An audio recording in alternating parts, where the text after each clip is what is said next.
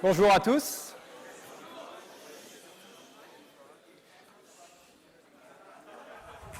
Alors déjà, merci d'être venus si nombreux, hein, ça nous fait plaisir de voir que vous nous faites confiance, ou alors que vous avez adoré le cours de statistique.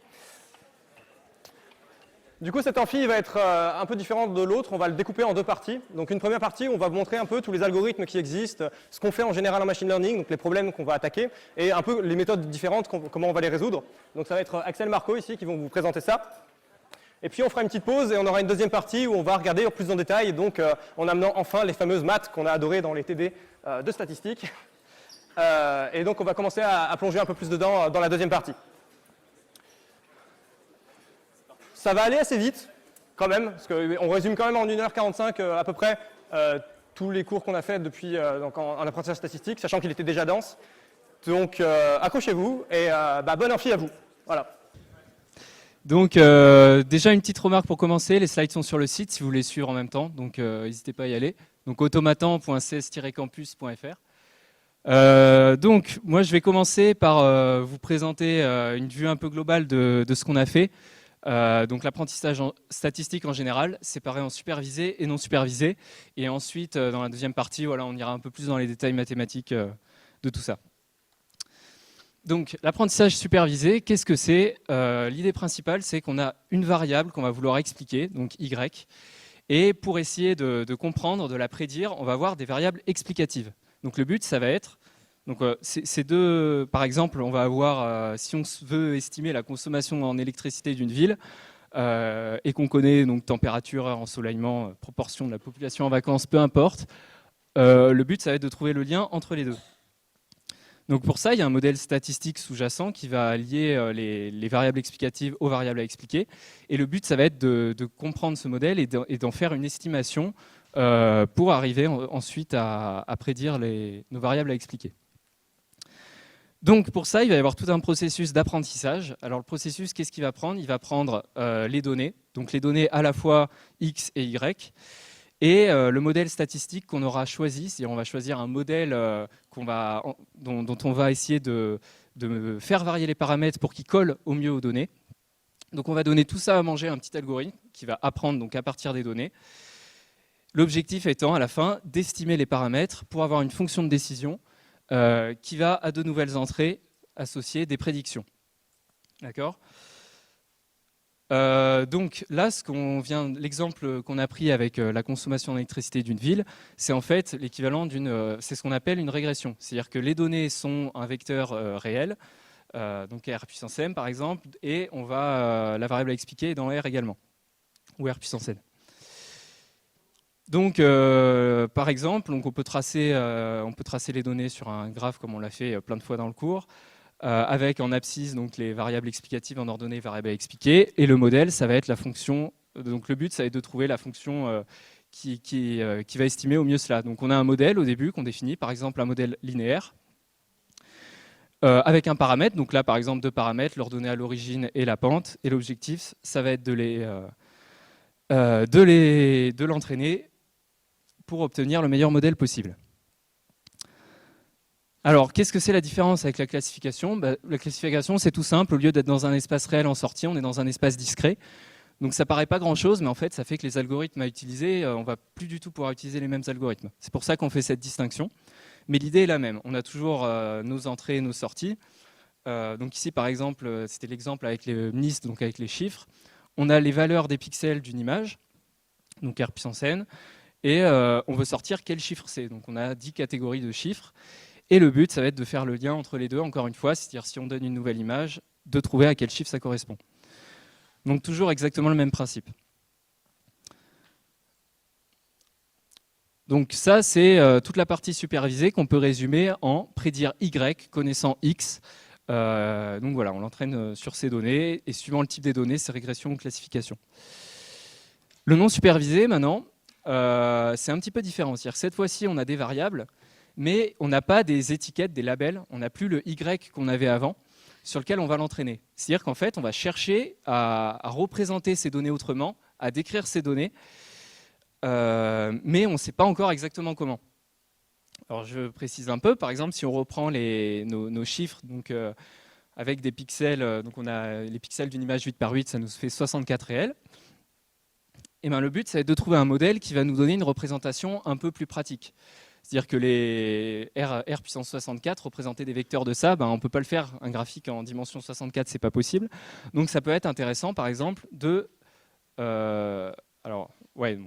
Donc l'idée, ça va être d'apprendre sur ce modèle une nouvelle représentation, avec donc d'en déduire une fonction de description qui a des nouvelles données, va donner des représentations. Donc oui, donc ce que j'expliquais, l'exemple du chiffre, dimension 64, c'est pas très pratique, ce serait bien de pouvoir tous les mettre dans un espace de dimension 2 pour mieux travailler les données. Donc par exemple, ça peut être ça l'objectif, de donner un vecteur de représentation en dimension 2. Sauf que ce vecteur, on ne sait pas à l'avance lequel il sera. D'accord ? Le but, c'est de trouver quelque chose qui va représenter au mieux notre ensemble de chiffres, mais on ne peut pas dire, bon bah voilà, ce chiffre-là, il va être à cet endroit-là dans le graphique en dimension 2. On ne le sait pas encore. C'est pour ça que c'est non supervisé. Alors pour préciser un peu, donc voilà, c'est ce que j'expliquais, on a plein d'images de chiffres, ça sont nos variables initiales, et le but, ça va être de trouver une représentation en dimension 2, donc ici avec 2 réels, donc c'est pas les mêmes représentations à gauche et à droite, du coup à gauche on est obligé de représenter chaque vecteur séparément, chaque chiffre séparément, alors qu'à droite on peut tous les mettre sur le même graphique. Donc c'est ça l'intérêt de ce qu'on appelle donc de la réduction de dimension. On passe de 64 à 2. Donc un exemple un peu plus simple qui est peut-être à comprendre, voilà, à gauche on a des vecteurs en dimension 3, c'est pas très pratique, bon dimension 3 ça va, hein, mais on préférait diminuer la dimension, donc à droite on a des données bien plus faciles à visualiser, à exploiter. Voilà, donc ça c'est ce qu'on appelle la réduction de dimension. Donc en fait on se rend compte que ça ressemble beaucoup à la régression, c'est-à-dire que nos variables en entrée sont dans R puissance m, et notre vecteur en sortie va être dans R puissance n. Donc c'est comme la régression, sauf que on ne sait pas à l'avance. En gros, on ne veut pas spécialement coller à des données qu'on a à l'avance, mais on veut trouver une représentation qui va bien convenir. Tout dépend donc du modèle qu'on va choisir. Okay, donc c'est pour ça que c'est non supervisé.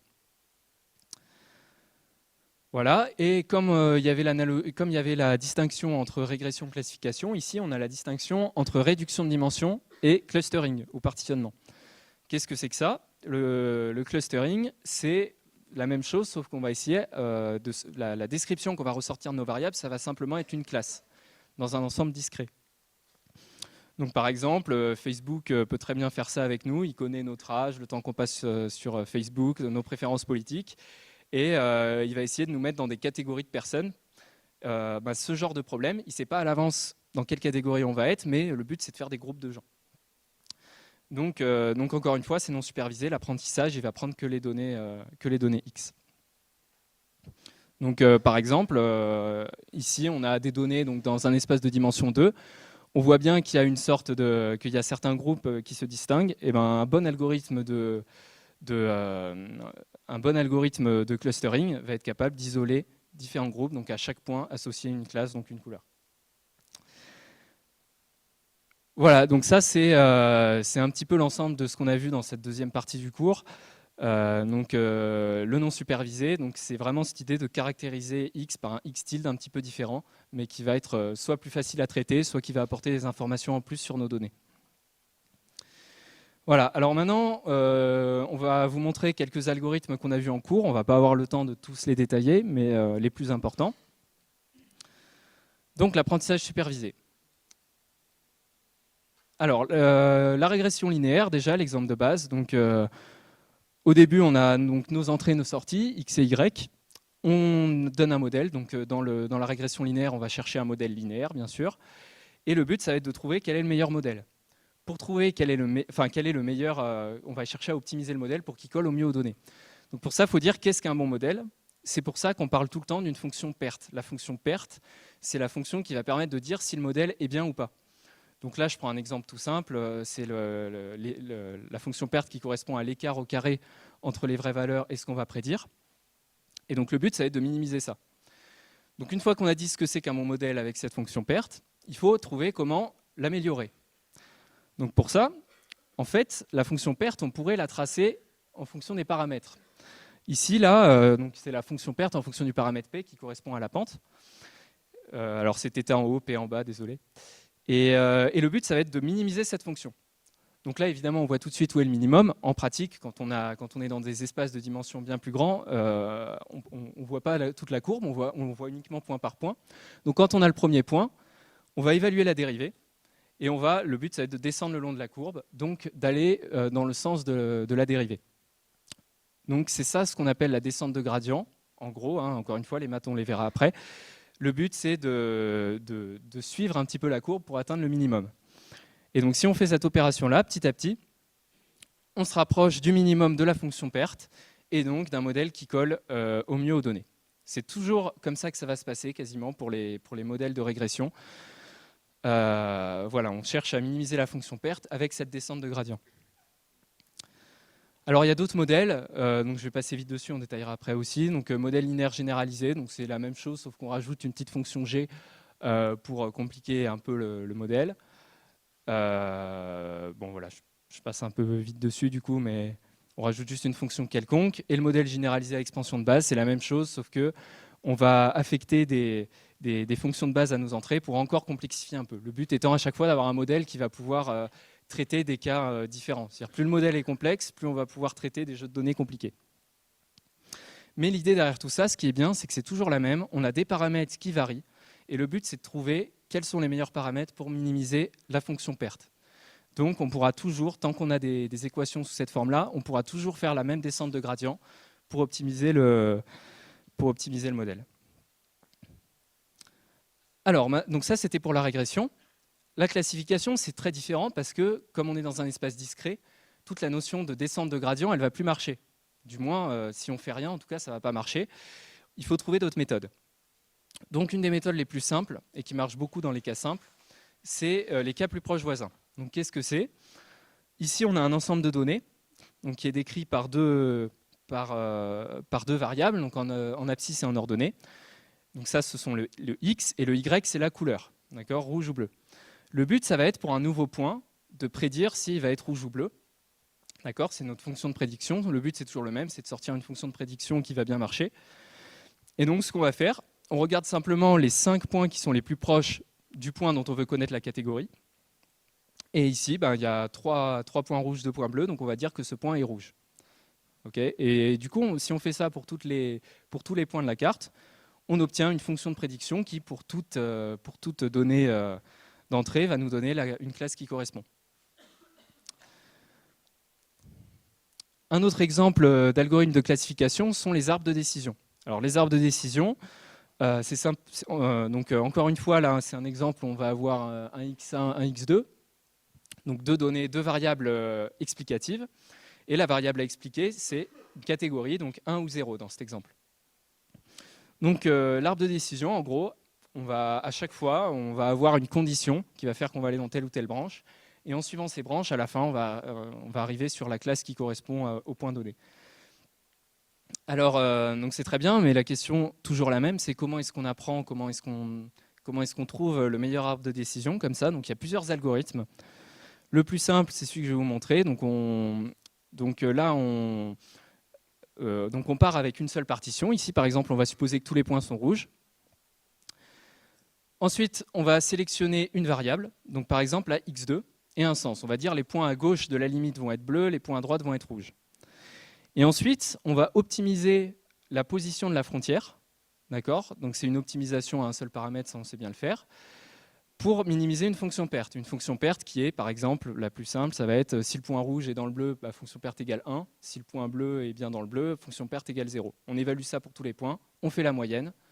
Et donc, on va avoir une fonction perte qui va dire si notre modèle est bien ou pas.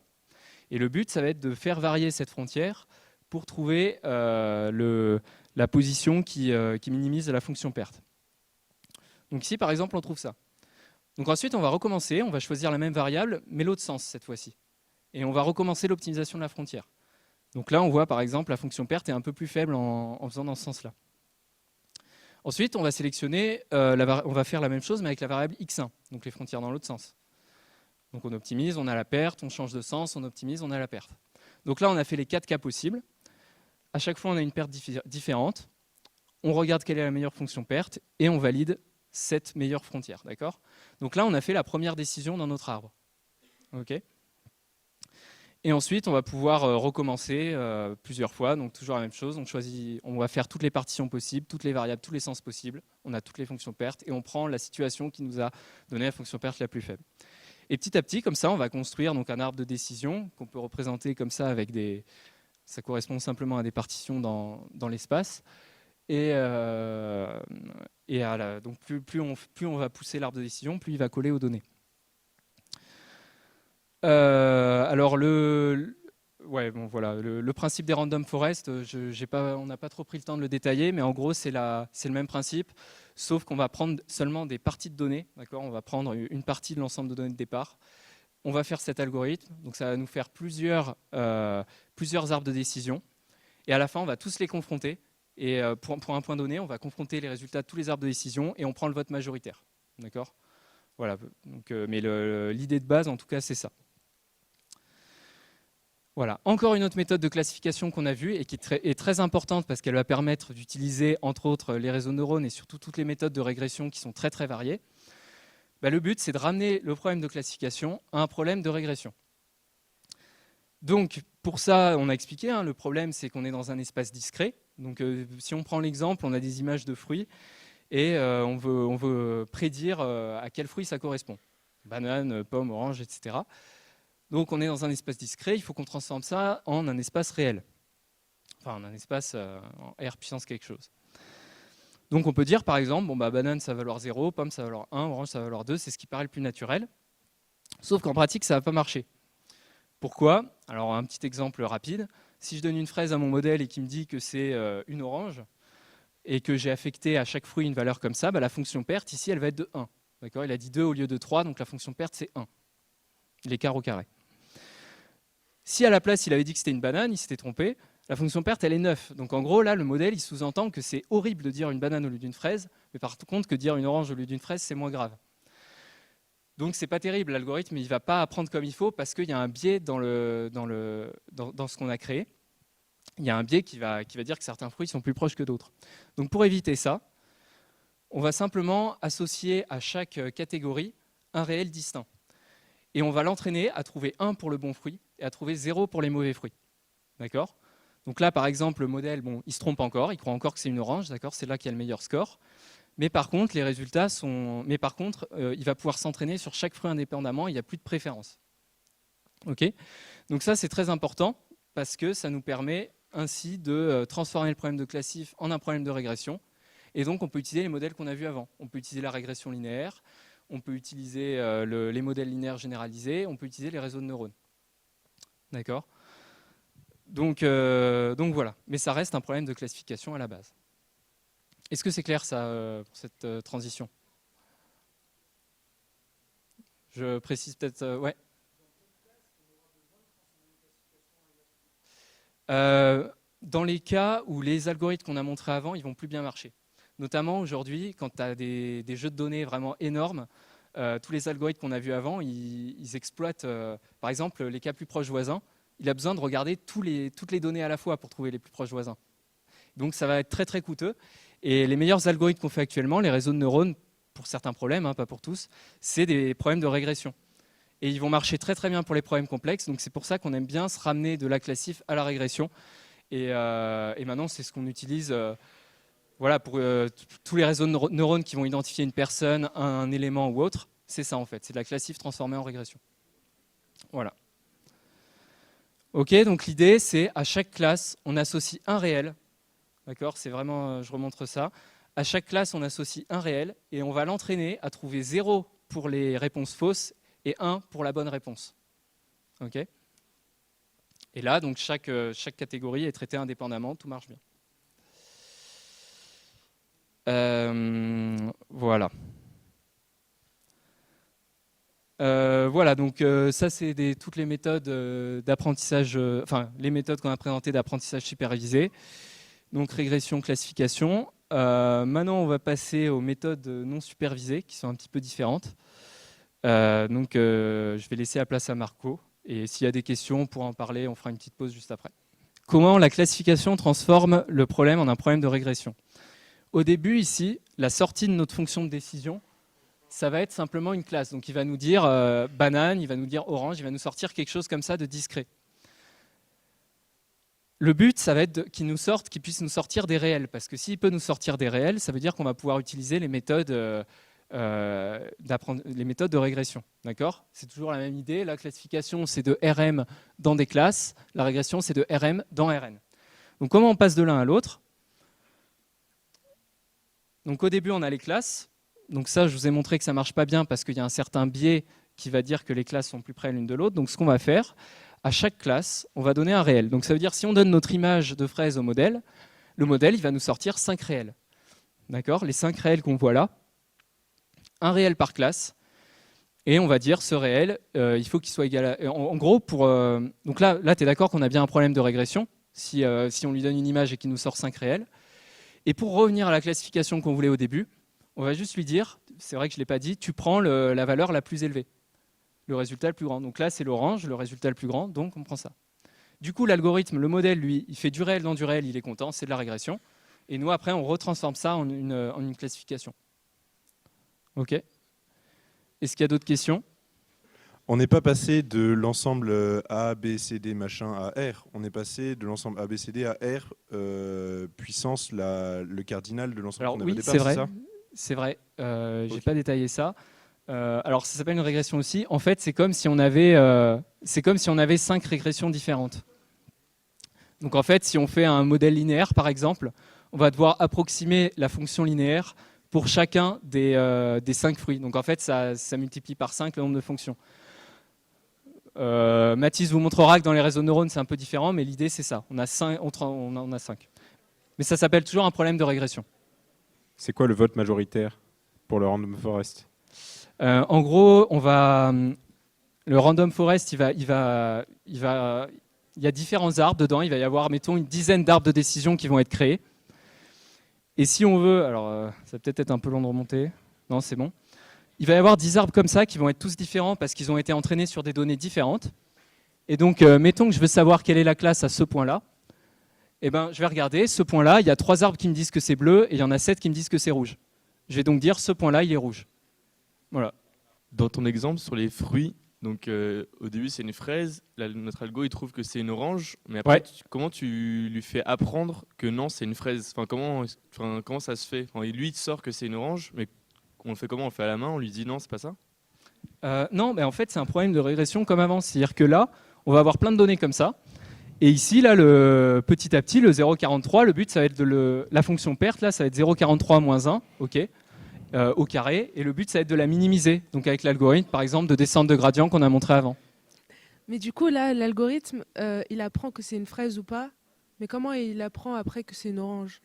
Alors pour une orange, le 1, il sera plus sur la fraise, il sera sur l'orange. En fait, pour chaque donnée, on a toujours la correspondance. En gros, là, il n'y a qu'une image de fraise, mais en pratique, notre dataset, notre jeu de données complet, il va y avoir toutes les images. Et sur chaque image, il va y avoir les réels qui correspondent. Donc pour l'image d'orange, il va y avoir 0, 0, 1, 0, 0. On va l'entraîner là-dessus. Et la fraise, il y aura ça, et ainsi de suite. Pour chaque image, il y a quelque chose de différent. Merci Axel, encore une fois.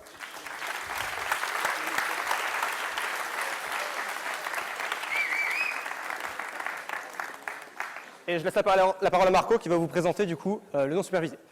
Alors bonsoir à tous. Pour commencer, vous m'entendez là ? Ouais, c'est bon ? Ok. Là, on va s'intéresser au non supervisé. Donc la différence par rapport à tout à l'heure, c'est qu'on n'a plus de sortie. C'est-à-dire que le Y, il n'existe plus. On ne sait pas à quoi, qu'est-ce que ça va être la valeur en fait. Donc dans 2 parties, d'abord une réduction de dimension. Pourquoi ? J'ai pris un petit exemple, là, c'est bientôt les vacances, malgré les partiels. Et du coup, j'ai pris 4 villes en France. J'ai pris donc Marseille, Arcachon, Dinard et Calais. Je suis breton, c'est pour ça qu'il y a Dinard. Ce qu'on peut voir, c'est que là, on a énormément de dimensions. On a la latitude, la longitude, la température de l'eau, de l'air et le prix au mètre carré. Bon, je m'étais amusé à mettre ça, si jamais vous voulez partir en vacances, ça peut être pratique. Le problème, c'est que, on peut le voir d'ailleurs, les données, il y en a certaines qui sont un peu corrélées. Par exemple, bon, voilà, en Bretagne, c'est peut-être une exception de temps en temps, mais généralement, bon, il fait quand même plus chaud dans le sud. C'est ce qu'on peut voir sur les graphiques. La latitude et la température de l'air et de l'eau varient dans la même direction. Tout ça pour dire en fait que les données, généralement, il y en a beaucoup qui se recoupent en fait. Et pour ça, en fait, pour réduire le nombre de dimensions, parce que ça fait des calculs en plus, on utilise certains algorithmes. Pour commencer, je vais parler donc de la réduction de dimension linéaire. L'idée, donc, c'est qu'on va créer en fait un sous-espace affine. Donc, ce qu'il faut retenir, en fait, et c'est, je pense, le point le plus important, c'est que Q est strictement inférieur à P, dans l'idéal. C'est-à-dire que P, c'est la dimension de vos données en entrée, et Q, bah, c'est les données, la dimension des données que vous voulez en sortie. Donc, l'idéal, c'est que Q soit le plus petit possible.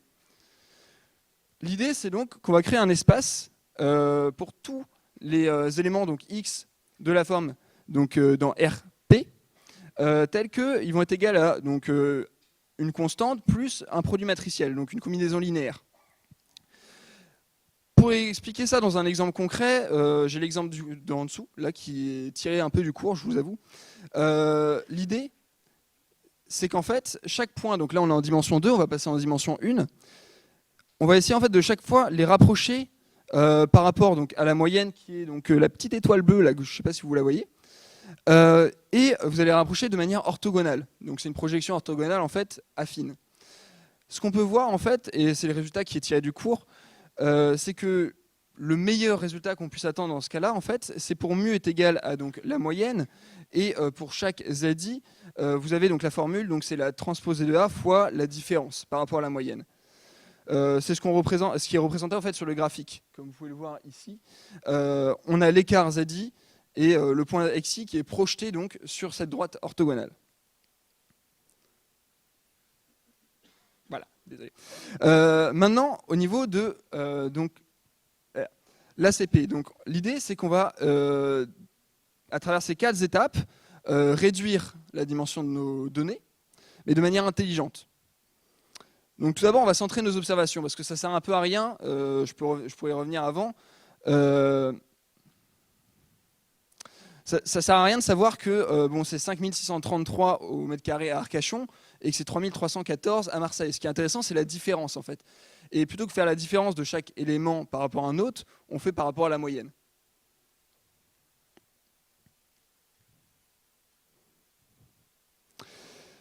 Après, on va former une matrice X. Donc, pour information, elle est ici en fait. L'idée, c'est que cette matrice X, en fait, ça va être l'ensemble de nos données d'entrée. Donc elle n'est pas forcément diagonale, elle n'est pas forcément carrée, elle est de taille NP. Ensuite, l'idée donc en fait du théorème qui est expliqué dans le cours, c'est qu'on peut faire une décomposition en valeurs singulières. En gros, je vous explique. Il y a une matrice D qui est en fait une matrice qui n'est bon, c'est écrit diagonale. L'idée c'est que en fait les Q premières valeurs donc la dimension réduite, sont en fait donc, des valeurs propres du produit matriciel XX transposé, les valeurs propres différentes de 0 évidemment, et après on n'a que des zéros. Donc si vous voyez un peu l'idée, c'est en gros des racines de valeurs propres, et ensuite c'est que du 0 partout. On a une matrice U qui est orthogonale. Alors bon, sur le site, c'est les anciennes slides, maintenant c'est corrigé, là c'est N fois N, de taille NN, et V orthogonale également de taille P fois P. Et l'idée, c'est qu'en fait, ces matrices, elles existent, d'après ce théorème, et X, donc notre matrice de données, est égale à U fois D fois la transposée de V. L'idée, en fait, de ce théorème, ça permet en fait de trouver une matrice réduite, la matrice A de l'espace précédent, qui sera donc VQ, donc V indice Q, qui est tout en bas, qui est en fait, si vous prenez donc le vecteur V, vous prenez ces colonnes, vous prenez seulement les Q premières, pas celles d'après, et vous faites une matrice. Et ça vous donne en fait justement donc cette matrice VQ qui est en fait idéale pour la réduction de dimension. Elle n'est pas carrée, mais elle permet de réduire en fait notre espace de dimension RP, enfin nos données de dimension RP dans des données de dimension RQ. Et généralement, c'est quand même très positif parce qu'on peut bien réduire les données comme ça.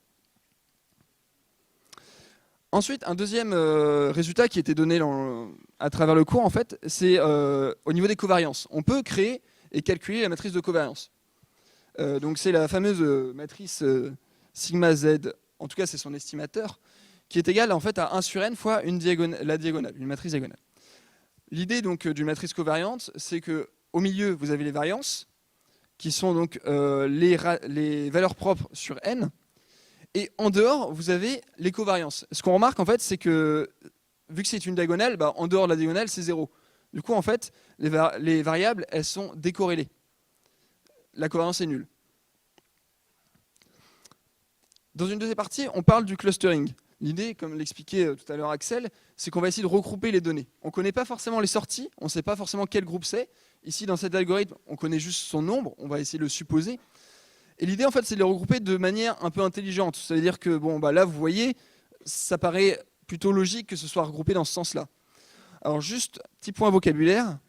Un cluster, c'est un sous-ensemble de points. L'idée, en fait, c'est par exemple le cluster bleu. Bon, bah, c'est des couleurs, mais c'est pareil. Le cluster bleu, bah, en fait, il contient les 6 points qui sont en bleu. Et généralement, en fait, en mathématiques, plutôt que de stocker les points, en fait, et même en informatique, on stocke les indices des points. C'est plus simple, en fait. De même, et on va l'utiliser plus tard, en fait, pour K-means, l'algorithme qu'on voit juste après, le barycentre, donc je l'introduis, c'est donc simplement, en fait, la moyenne des points. C'est-à-dire le point au centre, littéralement. Il y a 2 métriques qui sont importantes. Enfin, l'inertie grand T qui est égale à, on peut la décomposer en W plus B. L'idée, c'est qu'on peut la décomposer, c'est beaucoup plus simple en fait. Déjà visuellement, et ensuite pour les calculs. Donc l'inertie est décomposée en inertie intra-cluster, W, qui est en fait, donc si vous voyez sur le petit graphe que j'ai fait là, je me suis bien amusé, c'est la somme en fait pour chaque cluster de la distance en fait par rapport au barycentre ou centroïde. Et donc en fait, si vous voyez sur le graphique, en fait, c'est juste la somme de tous les petits traits verts. On a également l'inertie intercluster, grand B, qui est cette fois-ci en fait la distance par rapport au barycentre de tout l'échantillon, de toutes les données des centroïdes, et après on pondère évidemment par le nombre de points qu'il y a dans le cluster. Donc ici, bah, c'est les traits verts qu'on multiplie parce qu'il y a tant de points, donc il y en a 5 en rouge et 6 en bleu. Ces 2 métriques, c'est celles qui sont les plus importantes et c'est celles qu'on utilise justement pour trouver la convergence, voir en fait que l'algorithme converge. Et du coup, maintenant, je vais vous parler de K-means, ou K-moyenne en français, mais bon, c'est pas mal parfois d'avoir du petit vocabulaire anglais. Ça fait jeune cadre dynamique. L'idée, donc, en fait, de notre algorithme K-means, c'est qu'on a des données en entrée, des points, ici, en dimension 2, c'est plus simple, et l'idée, c'est qu'on va essayer de les regrouper. La seule chose qu'on a, c'est la valeur de K. On l'a définie en début de programme. Ici, K va ici valoir 3. Ça doit être écrit après, je crois. Mais dans le doute, je vous le dis. Donc nos données, c'est ça. Donc pour l'instant, ils sont tous noirs, ils ne sont pas triés, ni rien. On va placer 3 barycentres de manière aléatoire. Alors là, il y a plusieurs techniques. Soit ici, bon, je les ai placés un peu de manière random. J'ai évité que ça soit trop simple. Soit en fait, vous prenez un point de l'échantillon. C'est à vous de voir. Bon, ici, j'ai fait comme ça. Vous pouvez prendre aussi un point de l'échantillon. Dans le cours, c'est indiqué comme ça. Bon. Ensuite, pour chaque point, et c'est ça qui est intéressant, on va le faire plusieurs fois, pour chaque point donc noir, on va regarder sa distance par rapport à chaque barycentre. L'idée, c'est qu'on prend la distance la plus proche et on va dire, bah, toi, tu appartiens à ce cluster. Donc ici, bah, il va appartenir au cluster vert. C'est pour ça que je le mets en vert. Après, bah, on fait ça avec tous les points, ça donne ça. Bon, et là, on se dit, c'est bizarre. Il y a un petit problème, le bleu, il n'est pas vraiment là où il devrait être, il y a un peu de vert là où il devrait y avoir du bleu, c'est bizarre. Pas de panique, on va y arriver. L'idée, en fait, c'est que cet algorithme, il ne se fait pas en un coup. Il se fait en plusieurs. Mais à chaque fois, on garde les mêmes positions de barycentres. Donc ici, ces barycentres, ils sont là. Ben, on va les recalculer. Ils vont là maintenant. Et maintenant, on refait la même chose. Et on obtient ça. Bon, là, c'était le cas idéal. En un coup ou deux, on obtient le résultat. Peut-être que ça va être un peu plus long d'habitude. L'idée, c'est qu'à chaque fois, on regarde la convergence. Et la convergence, on la regarde par rapport à la métrique W. Généralement. C'est comme ça, c'est proposé dans le cours. L'idée, c'est que si je reviens à W, parce qu'en fait, l'idée, c'est de voir en fait, de manière imagée en fait, ce que ça représente. W, ça représente la distance par rapport à au barycentre de son cluster. Donc, bah, plus W est petit, bah, plus les points ils sont dans le cluster qui leur correspond. Du coup, on va diminuer W au maximum à travers K moyenne. Ce qu'il faut retenir de K moyenne, de K means, c'est qu'on n'obtient pas forcément la meilleure répartition. C'est-à-dire qu'on va obtenir un minimum, c'est sûr, mais ce ne sera pas forcément le meilleur. Tout simplement parce qu'en fait, au début, les barycentres, ils sont définis de manière random. Du coup, bah, faut le faire plusieurs fois. On le fait plusieurs fois, on prend la meilleure répartition. Comment définir la valeur de K? Parce que c'est ça la question. Donc on est d'accord, si on a une valeur de K, on trouve avec l'algorithme des clusters, K clusters. Bah, le problème, c'est est-ce que c'est les bons? Parce que bon, la valeur de K, elle peut valoir 2, elle peut valoir 3. Là, je peux m'amuser de dire K est égal à 4, ça ne va pas marcher. Enfin, ici, ça va marcher d'ailleurs. Du coup, on va tester pour plusieurs valeurs de K et on va utiliser une métrique, même 2, qui sont proposées dans le cours. Ici, l'indice de Davis-Boulding. L'idée, c'est que il y a une formule SK. L'idée, c'est que j'ai représenté en fait encore, je me suis amusé avec mes petits traits, à quoi ça correspondait pour Q est égal à 1. C'est plus simple. C'est d'ailleurs ce qui est proposé, je crois, dans le TD qu'on a fait aujourd'hui pour ceux qui étaient allés. Bon, j'y étais pas perso. J'étais en train de finir la présentation, désolé. Mais l'idée, c'est que prenons K est égal à 3. Bon, on a ça. Ça se trouve, le résultat de l'algorithme va donner ça. Bon, on a un cluster rouge, il semble bon. Un cluster bleu, il semble bon. Le cluster vert, bon. Le problème, c'est qu'en fait, le cluster vert, on avait défini 3 clusters. Bon, lui, il a fait 3 clusters. Hein, voilà, il est con, mais il est comme ça. L'idée, c'est que on va tester pour plusieurs valeurs de K. C'est en indice de S. Et généralement, en fait, on va chercher à diminuer ce S. Parce cet indice. Désolé, c'est DB tout en bas. Plus on le diminue, plus les clusters sont homogènes. Ça veut dire qu'ils sont en groupe entre eux, quoi. Ils sont poteaux, quoi. Du coup, on va prendre K est égal à 4. On obtient un nouveau truc. Et regardez là, pour le même cluster, donc j'avais fait par rapport au barycentre vert, on obtenait ça. Vous voyez que les traits sont quand même assez longs. Là, on obtient ça. C'est quand même mieux. Du coup, si vous faites une courbe par rapport à K, vous allez voir qu'en fait, cet indice, il va complètement diminuer. Et vous allez vous dire, c'est la bonne valeur. C'est pratique aussi, bon, ça c'est un peu plus évolué, c'est si vous voulez en fait faire plusieurs niveaux de cluster. Genre les personnes malades, les personnes non malades, puis dans un deuxième niveau, les personnes qui ont le cancer de machin, le cancer de machin, le cancer de machin.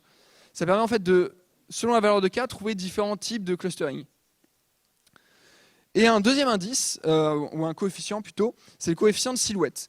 Alors ce UA, les formules elles sont un peu moches. C'est pour ça que j'ai préféré pas les mettre pour A et B, mais de mettre ce que ça représente, parce que c'est quand même plus simple. Et donc pour A, en fait, le coefficient A, l'idée c'est que on le définit pour un point, et donc pour chaque point, après on fait la somme, comme ce qui est indiqué en dessous. C'est la distance moyenne aux autres points du cluster. Donc si vous voulez, pour le petit point vert là, que vous voyez qui est au milieu, là, avec les petits traits, A de x, c'est la distance moyenne de tous les petits traits autour, tous les traits qui partent de ce point. B de xi, lui c'est différent. C'est le minimum de la distance moyenne aux autres points d'un autre cluster. C'est-à-dire que là, cette fois, on ne regarde plus le cluster vert, on regarde par exemple le cluster bleu. Alors je crois que j'ai pas fait de slide pour ça, du coup je vous laisse imaginer. Mais l'idée c'est que, imaginez en fait des traits qui partent du même point mais vers tous les points bleus. Vous allez voir que c'est quand même moins bien, mais bon, on prend le minimum. Et l'idée c'est que quand les clusters sont éloignés et homogènes, et en fait B il est très très très... attendez, j'ai écrit une bêtise en plus, je crois. Parce que de toute façon c'est la distance moyenne aux autres points d'un autre cluster. Donc B il doit être très très très grand devant A. Parce que si B est très très grand devant A, c'est à dire qu'en fait les clusters ils sont tout petits, ils sont chacun dans leur coin. Et du coup si ce point il appartient à un autre cluster, toutes les distances elles sont énormes. Du coup il y a une petite erreur, je la corrigerai après. Et par contre si on augmente donc le nombre de clusters, donc par rapport à là, vous voyez que c'est quand même mieux, S va augmenter. Donc l'idée c'est de le maximiser. C'est différent par rapport donc au précédent. L'idée là c'est de le maximiser. Dans tous les cas c'est soit diminuer soit maximiser.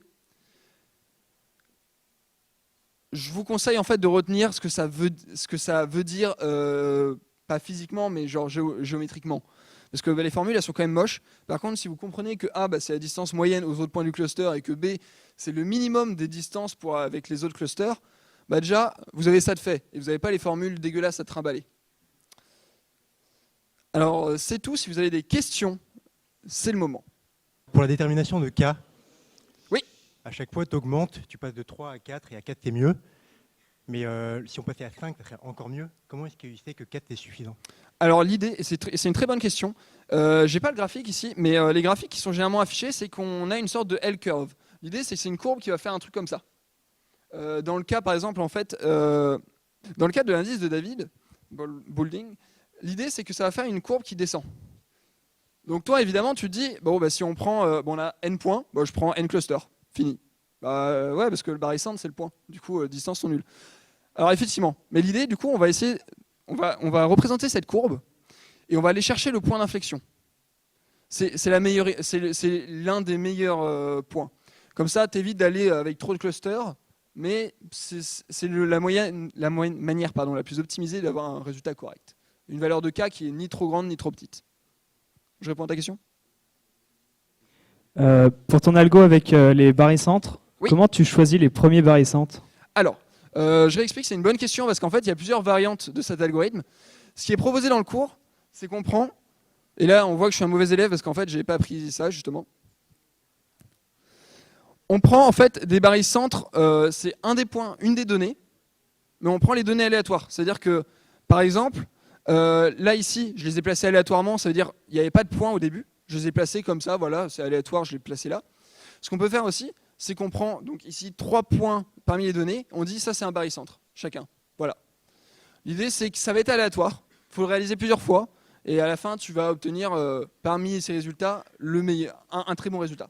Pour la formule avec les B et les A, il n'y a pas une valeur absolue au numérateur. Mais nous, notre objectif, c'est pas d'avoir les B beaucoup plus grands que les A. Si. J'ai Ok. fait une erreur en dessous. Hein. Je l'ai dit tout à l'heure, l'idée, j'ai fait une erreur en dessous. C'est B très très grand Merci. devant A, en fait. Du coup, l'idée, c'est que plus les B vont être grands, bon, si B est très grand, bah, il est plus grand que A. Et du coup, c'est positif. Et je vais laisser du coup Mathis vous présenter la suite. Merci Marco.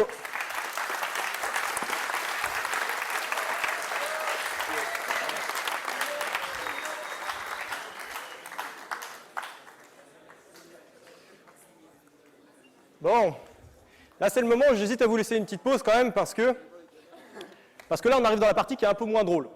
C'est la partie c'est la partie où il y a les maths à la con. C'est la partie où il y a des gradients, où il y a des matrices partout, etc. Donc c'est comme vous voulez. On va juger ça à l'amphi, tiens. Est-ce que vous voulez prendre une pause? Non, vous êtes chaud pour continuer là? Ok. Eh bien l'amphi a décidé. Nous continuons.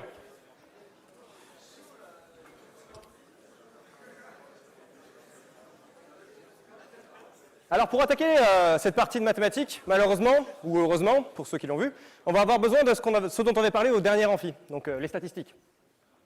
Le dernier amphi, on avait dit quoi? On avait dit qu'il y avait deux façons de penser les statistiques. Donc le fréquentisme, on voulait observer des fréquences, et à partir de ces fréquences, trouver une théorie qui allait maximiser la vraisemblance des données. Le bayésianisme, c'était quoi? On observait des événements, et on comparait la crédence de toutes les théories en même temps. Donc ça, c'était un petit résumé de ce qu'on a fait avant. Ce qu'on avait, c'est qu'on avait des données. À partir de ces données, on voulait établir un modèle donc, général. On voulait comparer toutes les théories, ici par exemple. Et ici, on voulait calculer la crédence de toutes les théories. Mais bon, vous vous doutez bien que calculer la crédence de toutes les théories en même temps, c'est un peu difficile à quantifier. Et du coup, on était passé sur des modèles paramétriques.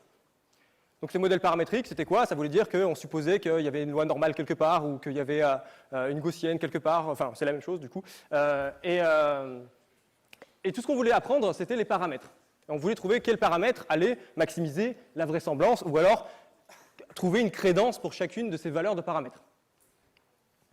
Là, maintenant, ce qu'on va faire, c'est qu'on va se passer dans le cadre de l'apprentissage statistique plus général. Qu'est-ce qu'on va faire? On va utiliser des modèles qui sont des modèles fonctionnels. Alors, comme vous le voyez, ça ne nous ramène pas totalement au modèle général, parce qu'il ne faut pas déconner, ça serait trop dur. Mais ça va nous permettre de ne pas avoir d'hypothèse sur les distributions de nos données et sur les distributions de notre ensemble d'arrivées. En fait, tout ce qu'on va faire, c'est se placer dans un espace de fonctions, plus ou moins grand. Ça peut être juste des fonctions linéaires, où vous voulez trouver le coefficient directeur. Ou ça peut être un espace où vous avez déjà une base de fonctions et vous voulez trouver quelle combinaison linéaire de cette base de fonctions fonctionne le mieux. Ou voilà, il y a tout un espace, toute une flambée d'espaces de fonctions à imaginer. Et nous, on va essayer du coup de trouver des bons à chaque fois. La dernière fois, donc, dans les statistiques, on avait parlé de risques, et notamment de risques quadratiques, où on comparait, du coup, en fonction de nos données et de notre estimateur, donc notre paramètre, on allait calculer, du coup, une valeur qui allait être considérée comme une espèce de coût, comme une espèce d'erreur. Donc, ce qu'on appelait le risque. Maintenant, ça, petit point vocabulaire, c'est devenu la perte. C'est ce dont Axel a parlé tout à l'heure, c'est-à-dire qu'on va avoir une fonction de perte, donc une loss function en anglais, et c'est pour ça qu'elle sera notée L partout, et qui aura exactement le même rôle que le risque dans les statistiques. Et on aura par contre un risque, cette fois-ci de l'apprentissage statistique, qui va correspondre à l'espérance, donc la moyenne, de cette perte. Donc le risque de statistique n'est pas le risque de l'apprentissage statistique. Pourquoi? Mais c'est comme ça. Vous remarquez aussi que du coup, ce risque, il sera toujours théorique. Pour le connaître, pour le calculer, il faudrait qu'on fasse des hypothèses, comme ce qu'on avait fait justement donc, en statistique, sur les distributions des données. Et ça, on ne veut pas le faire maintenant. Donc, pareil, on va devoir avoir un risque empirique et on va vouloir estimer ce risque avec les données qu'on a. Bon, pour commencer gentiment, on va commencer par le cadre le plus simple, qui est la régression linéaire. Alors, la régression linéaire, ça veut dire quoi? Ça veut dire que notre espace ici, H, de notre espace de fonctions, ça va être les fonctions affines. Donc j'ai dit linéaire, mais c'est régression affine en vrai. Parce que vous avez, du coup, vous avez votre donnée X, votre petit biais que vous rajoutez, donc votre ordonnée à l'origine, et votre coefficient directeur W. Et vous voulez les régler de façon à réduire cette fonction de coût. Donc cette fonction de coût qui ici est la perte quadratique moyenne. Bon, divisé par 2 parce que ça simplifie pour les calculs, mais autre chose. Qu'est-ce qu'on va faire du coup? On va utiliser l'algorithme de descente de gradient. Alors l'algorithme de descente de gradient, c'est ce qu'a présenté Axel tout à l'heure. C'est-à-dire qu'on a une fonction de coût. Donc ici, c'est une fonction à deux variables. Hein, donc, ici, vous avez le poids du coup W ici, et ici, vous avez le poids B. Donc vous avez vos deux poids, donc ça fait un espace à deux variables. Et vous voulez trouver quelle combinaison du coup de B et de W va coller le plus aux données, donc va réussir à faire une régression linéaire. Vous avez tous fait une régression linéaire si vous avez eu de la chimie dans votre vie. Et donc comment est-ce qu'on va essayer de trouver ce minimum local? On va faire ce qu'on appelle la descente de gradient. Descente de gradient, c'est tout con. C'est vous calculez la pente et vous la descendez. D'ailleurs, un gros big up au TD7 qui nous a mis 1h30 à nous prouver que quand tu descends une pente, tu arrives en bas. Merci.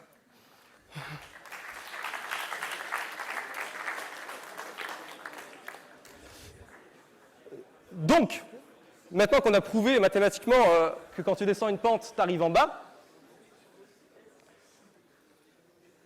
on peut voir concrètement ce que ça fait. Alors, concrètement, en vrai, ce qu'on va faire, c'est on va calculer du coup la dérivée de notre fonction de coût par rapport à nos paramètres et on va mettre à jour du coup à chaque itération, on va mettre à jour du coup nos poids pour descendre du coup sur cette fonction de coût, arriver au minimum local, donc ce que vous voyez là, le petit centre de la cuvette, donc à chaque pas. Ça va jusqu'ici? Tant mieux parce que c'est le cœur du truc. Si là il y a des questions, je veux bien les prendre. C'est bon? Nickel. Alors, comme vous l'avez peut-être vu tout à l'heure, là, donc il y a ces trucs-là, c'est effectivement comment on va mettre à jour nos poids. On va enlever à chaque fois la dérivée de la fonction de coût appliquée en chaque exemple qu'on a, en faisant la somme du coup sur tous les exemples. Donc on fait une moyenne sur tous les exemples. C'est ce que j'ai noté ici. C'est-à-dire que le paramètre, on va lui enlever le gradient moyen sur tous les exemples. Sauf que si on fait juste ça et qu'on laisse un 1 en facteur au début, on risque d'avoir des problèmes. Le problème, c'est ça. Le problème, c'est que ça peut diverger. Alors, je vais prendre le tableau ici. Tout à l'heure, Axel vous avez montré le joli cas de la régression linéaire, donc en dimension 1, où vous avez une cuvette de ce type-là. Et quand vous êtes ici et que vous allez descendre votre gradient, votre gradient, il va être comme ça, là, donc il va être vers le haut. Enfin, c'est mieux quand il est tangent. Hein. Bref. Donc le gradient, il va être là, par rapport à votre paramètre B, ou W en l'occurrence. Voilà. Et vous voulez le descendre. Et vous voulez le pondérer, du coup, vous allez le pondérer, du coup, par facteur. Mais si vous le descendez trop, donc imaginez que vous descendez d'un pas, que votre gradient ici, en fait, est énorme, et que vous descendez trop, si vous avez quelque chose qui est très fin, vous allez passer de l'autre côté, en fait. C'est-à-dire que vous allez tellement descendre que vous allez arriver de l'autre côté. C'était le fameux « il existe » du TD7, pour ceux qui l'ont fait. Donc, parce que, évidemment, si on va trop loin d'un côté, on se retrouve à monter, et du coup, le gradient sera encore plus fort, donc on va encore aller plus loin, mais de l'autre côté, donc on va se retrouver là, et on va diverger complètement. Ça, c'est exactement ce que vous voyez sur cette animation-là. Donc c'est qu'au début, il ne sait pas quoi faire déjà, et il commence à paniquer, et il commence à dériver le plus loin possible de votre fonction, donc le B se part complètement, et vous voyez, là, c'est une fonction logarithmique, c'est pas bon signe quand le coup fait ça. Si vous faites du machine learning, vous voyez ça, pas corrigé, quoi. Après, on peut se dire, du coup, alpha, c'est cool, on le met le plus petit possible et ça passe. Ouais, ça passe dans un temps infini, quoi. Mais bon, ça risque d'être un peu chiant, quoi. Et évidemment, comme la plupart du temps, on veut optimiser les calculs, vaut mieux que ça aille vite. Et donc, il va falloir trouver et estimer, du coup, quel est le meilleur paramètre alpha. Alors, pour ça, il y a des méthodes avancées, mais la méthode que je trouve très pratique, c'est tu testes au pif des ordres de grandeur jusqu'à ce que ça passe. Hein, ça marche très très bien. En fait, tu le fais diverger, et au moment où tu descends, et au moment où ça diverge plus, c'est que c'est pas mal. Voilà, c'est grosso modo. Après, bon, on peut aller plus loin. Ensuite, il y a un autre, hyperparamètre qu'on va avoir et qu'on va devoir régler, c'est dans le cas où on a énormément d'exemples. Alors vous voyez, mon nuage de points est devenu dégueulasse, parce que au lieu d'en avoir une petite centaine de mignonnes, là, j'en ai pris un truc genre 100 000 ou je sais plus, 20 000, un truc comme ça. Et donc là, qu'est-ce qu'on va vouloir faire? On ne va pas vouloir apprendre à chaque fois, donc notre gradient moyen, là, on ne va pas le calculer à chaque fois sur toutes les données, parce que s'il y en a 1 million, bah, c'est long. Hein. Du coup, on va juste prendre au pif des exemples, donc K exemples, parmi les N exemples de départ, et on va apprendre sur cela, et itérativement, comme ça, on va apprendre que sur 15 exemples. Donc là, vous voyez que, ici, c'est quand j'apprends que sur un exemple à la fois, bon, il est un peu indécis, quoi. Hein, il ne sait pas trop, quoi. Il tourne à droite, à gauche, il essaie de suivre le point, mais il est paumé, quoi. Donc évidemment, il ne faudra pas le mettre trop petit, ce cas. Là, ici, vous avez le cas où on prend toutes les données, on apprend sur toutes les données en même temps. Et là, vous avez le cas où on prend 5% par exemple de la base de données à chaque apprentissage. Et si vous regardez bien, vous voyez que lui, le temps que celui-là converge 2 fois, celui-là, il a à peine convergé 1 fois, quoi. Donc c'est beaucoup plus rapide ici. Et là, je vous rappelle que c'est 20 000 exemples. En pratique, si vous allez vraiment faire des data science, vous n'aurez pas 20 000 exemples. Probablement, vous en aurez quelques millions. Donc la différence, elle est plus significative que ça. OK? Bon, ça c'était mignon, c'était la régression linéaire. Maintenant, on va passer à plus dur. À des modèles linéaires, multilinéaires, donc avec plusieurs variables. Donc là, j'ai plein de petites variables, x1 et x2, elles ont chacun leur petit poids, donc bêta 1, bêta 2. Pourquoi j'ai pris des bêtas? Parce que c'est ce qu'on a dans le cours, sinon j'aurais pris W, comme dans les formations automatan. Mais voilà. Après, je dis pas que W c'est mieux, mais voilà, quoi. Bon, et donc à partir de ces variables-là, on va vouloir faire une prédiction. On va vouloir faire une prédiction, donc une hypothèse de notre Y de sortie.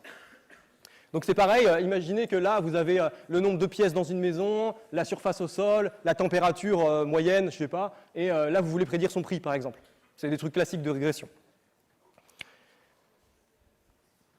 Alors pour ça, qu'est-ce qu'on va faire? Bah, on va se plonger un petit peu dans les maths de notre cours, et ce qu'on va avoir, c'est on va avoir une matrice de cette tronche-là, donc une matrice de données, et on va vouloir, du coup, oula, ça c'est beaucoup trop avancé pour ce que je fais, on va vouloir, à partir de ces données-là, du coup, appliquer notre algorithme de descente de gradient, donc sur chacun des poids paramètres, à chaque fois, on va faire exactement la même chose que tout à l'heure, c'est-à-dire qu'on va calculer les dérivées par rapport à la fonction de coût, donc l'influence de ce paramètre, et on va descendre la pente. Donc il y a plusieurs fonctions de perte, comme on l'a dit tout à l'heure. Nous, on a fonctionné avec la fonction de perte quadratique. Pourquoi? Parce que c'est celle qui est le plus utilisée et parce qu'il y a des conséquences théoriques qui sont sympas, mais que je n'ai pas le temps de développer ici. Notamment la décomposition en biais-variance qu'on avait vu en statistique avant, qui est assez intéressante, mais que je reprendrai plus tard. Donc dans la perte L2, là, ce que la théorie nous dit, c'est que notre estimateur optimal, donc notre fonction de prédiction optimale, c'est celle qui va réussir à produire Y en moyenne, sachant X. Ce qui n'est pas complètement déconnant, sachant que ça veut juste dire qu'en moyenne, elle ne se gourre pas. Voilà. Et ça, c'est la fonction de prédiction optimale, et on va vouloir en trouver un estimateur. Et là vient le fameux moment où je fais des exos au tableau, parce que c'est le genre de truc qu'on va nous demander de faire, peut-être pour le QCM de vendredi. Terrible.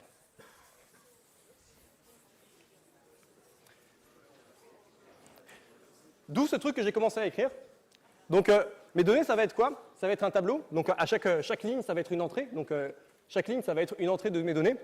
Donc, j'ai mis x1 et x2.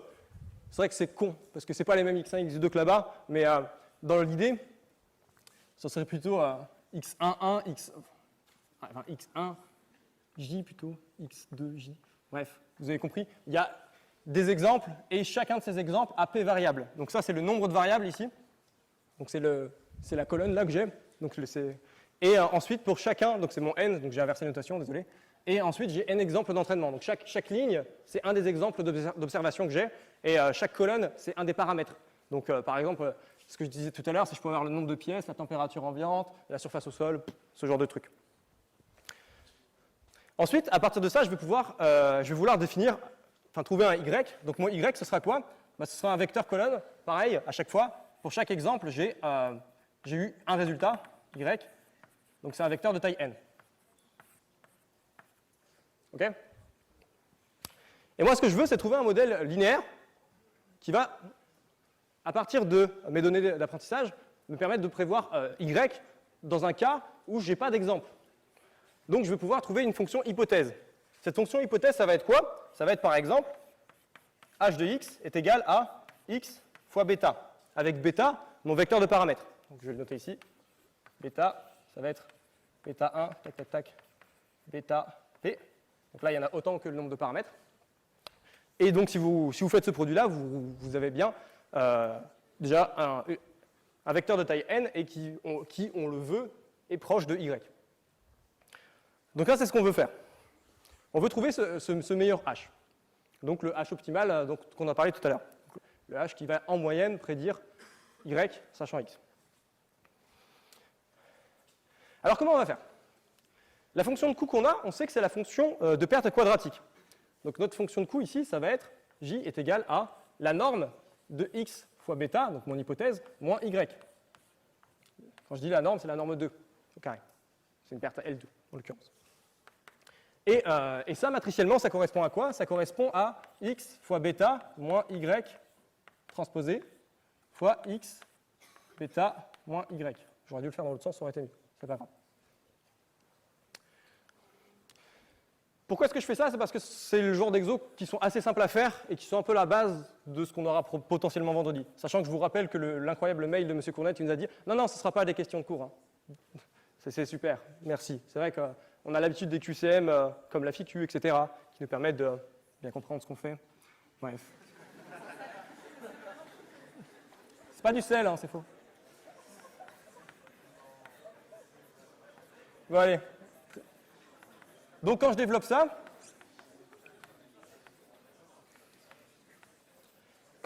qu'est-ce que j'obtiens? Quand je développe ça, j'obtiens un magnifique développement à la con, et je me dis, maintenant je veux calculer à partir de cette fonction de coût, je veux calculer donc le gradient, et je veux annuler le gradient. Gradient par rapport du coup à chacune de mes données. Donc je veux à chaque fois, pour chacun de mes bêta i, je veux calculer la dérivée de ce j par rapport à ce bêta i.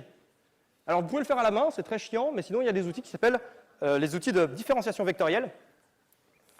Bon. Incroyable.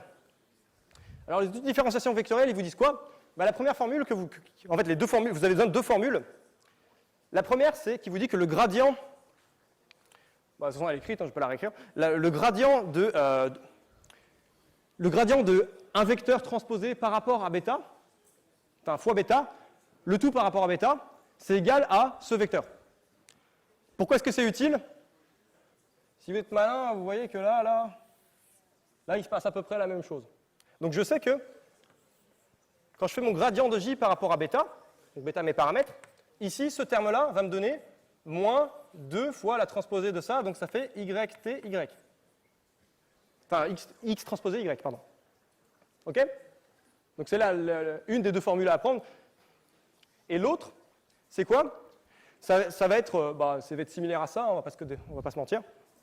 Ça va être dire que quand vous avez un truc de la forme bêta transposé fois m fois bêta, donc en fait ce qu'on appelle une forme quadratique en général, quand vous avez une forme quadratique, le gradient de cette forme quadratique du coup par rapport à votre variable, ça va être, par rapport aux extérieurs, ça va être m plus transposé de m. Ici mon m c'est x transposé de x, c'est symétrique, du coup ça va me faire 2m fois mon vecteur de base, donc bêta. Donc le 2m, enfin j'ai mis m, mais c'est x transposé de x. Voilà. Et évidemment, ça c'est une constante, du coup la dérivée de chacun des trucs fera toujours 0. OK? Est-ce que c'est à peu près clair pour la différenciation vectorielle? Non? Oui? Non? On refait des exemples de toute façon, donc ça va, mais dans l'idée, il y a deux formules, et c'est bien de savoir les utiliser, parce que ça vous permet de trouver ce genre de truc. Parce que maintenant que j'ai calculé mon gradient, je veux juste l'annuler pour trouver mon estimateur.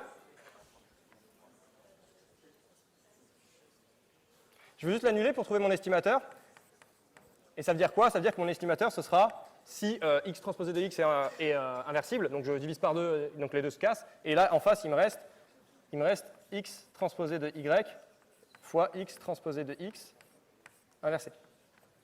En supposant que x transposé de x est inversible. Si ce n'est pas le cas, dans le cours, vous voyez qu'il y a des méthodes pour faire en sorte que ce soit le cas. Donc ça, c'est la méthode comment trouver un estimateur. Je ne dis pas ça pour rien, je dis parce que c'est un exemple classique, ça m'étonnerait qu'il ne tombe pas.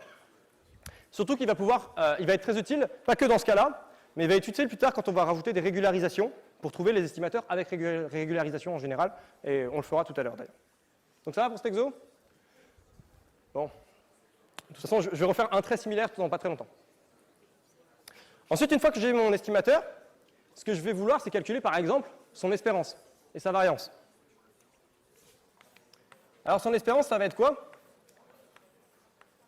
L'espérance de bêta ici, ça va être l'espérance du coup de ce que j'ai trouvé là, mais mon y, je peux le remplacer directement par ça, parce que dans le cas optimal, h est égal à y.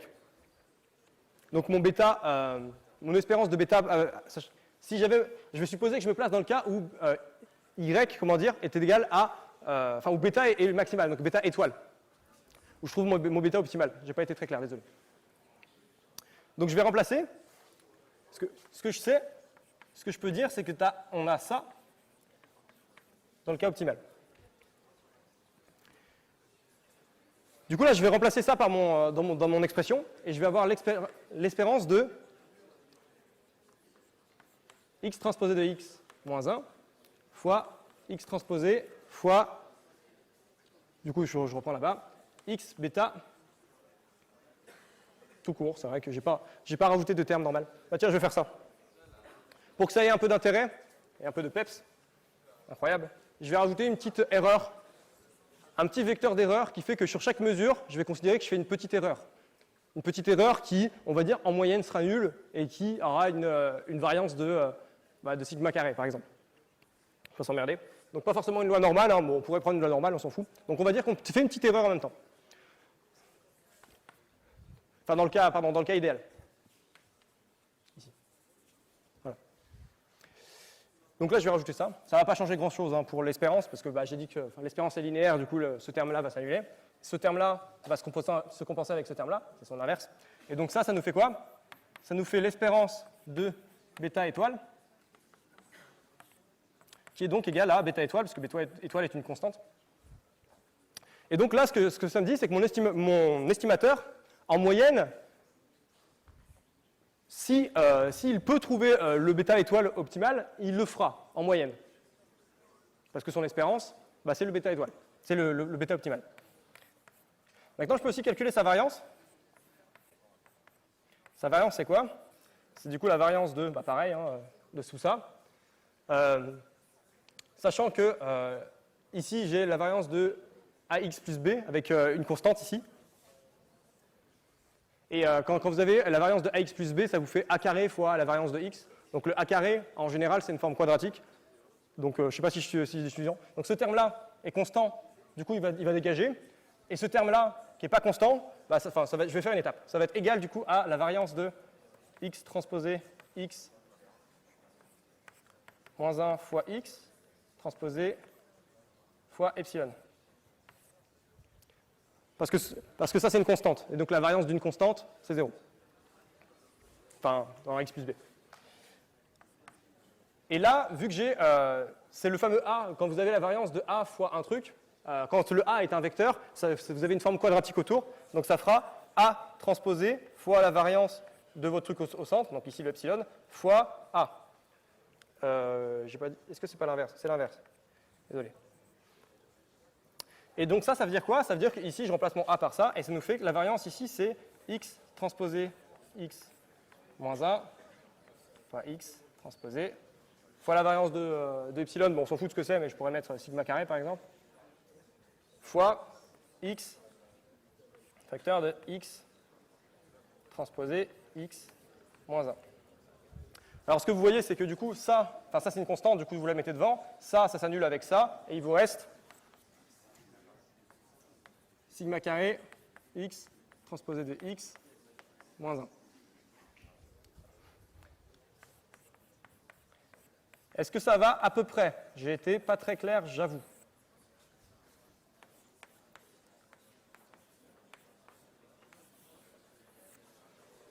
Est-ce qu'il y a des questions? Oui. Il faut un micro. Hein? Sigma, c'est, j'ai juste dit que c'était la variance de ma petite erreur. Je dis que dans le cas idéal, on va dire que je me rajoute, que je ferai une petite erreur, ne serait-ce qu'une erreur de mesure, par exemple. Et donc, je ferai une erreur que je vais dire que je sais qu'elle va être centrée. En vrai, on aurait pu faire qu'elle ne soit pas centrée. Ça aurait juste fait que l'espérance, on aurait eu un biais là-bas. Et donc qu'elle a une variance donnée. Hein, mais en vrai, enfin, j'aurais pu laisser la variance d'epsilon. Si tu veux, je peux laisser. Enfin, d'epsilon i, en supposant qu'ils ont tous la même variance. OK? Ouais, il faut un micro là-bas. Oui, pour ça, notamment. Parce que, en fait, le problème de la partie apprentissage, c'est que tout ce qui est intéressant, on n'a pas le temps de le creuser. Notamment les réseaux de neurones, etc. Bon, je vais en parler un peu parce que je ne peux pas m'en empêcher, mais en vrai, tout ce qui est intéressant, on l'a un peu passé sous le tapis parce qu'on n'a pas eu le temps, en fait. On a trop condensé de choses. Du coup, à chaque fois, on survole un peu les trucs, et le seul truc qu'on n'a pas vraiment survolé, bah, c'est les stats, du coup. et du coup, la seule partie, en gros, qui vont nous demander va probablement nous demander des calculs, ça va être quoi? De l'algèbre linéaire, avec ce qu'on a vu dans le TD6, là, avec les décompositions en valeurs singulières, etc., ce dont on a commencé à parler. Ça va être, je parle des trucs mathématiques, du coup, qu'on va nous demander de faire. Ça va être ça, donc calculer des variances, des espérances, calculer des estimateurs, ce genre de choses. Donc savoir ce que c'est qu'un maximum de vraisemblance, on en a parlé dans l'amphi d'avant, il est en vidéo sur notre site, si vous voulez. Bref, c'est ce genre de truc, ça sera le genre de truc qu'on va nous demander sur la partie maths. Après, il y aura sûrement une partie un peu plus intuition, qui est ce dont on a parlé tout à l'heure, avec tous les algorithmes, un petit peu, savoir quand est-ce que ça va converger, quand est-ce que voilà. Donc les hyperparamètres dont j'ai parlé, ce genre de choses qui vont être beaucoup plus intuitives et qui ne vont pas nécessiter de maths. Mais toute la partie qui nécessite des maths, elle est basée sur le formalisme des statistiques. Du coup, c'est... Voilà. Ouais. Alors, bêta chapeau, c'est mon estimateur de bêta étoile. Ça fait référence justement à ce qu'on avait fait dans les statistiques avant, où on avait des paramètres. En fait,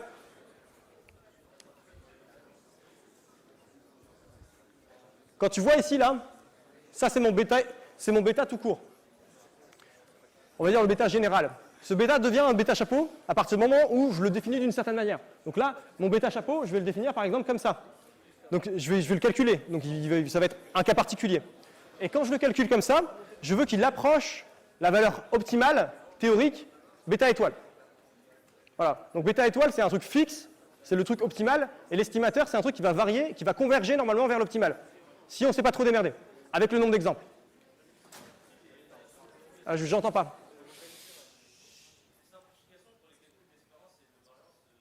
Ouais. Alors ici, l'espérance est linéaire, du coup ça me fait l'espérance de ça plus l'espérance de ça. J'ai dit que l'espérance de mon epsilon était nulle, parce que je l'ai supposé, mais je pourrais rajouter, si vous voulez, un terme avec avec l'espérance de epsilon. Et si c'est le cas, je ferais quoi? J'aurais plus x transposé de x moins 1 fois xt fois epsilon, l'espérance de ça.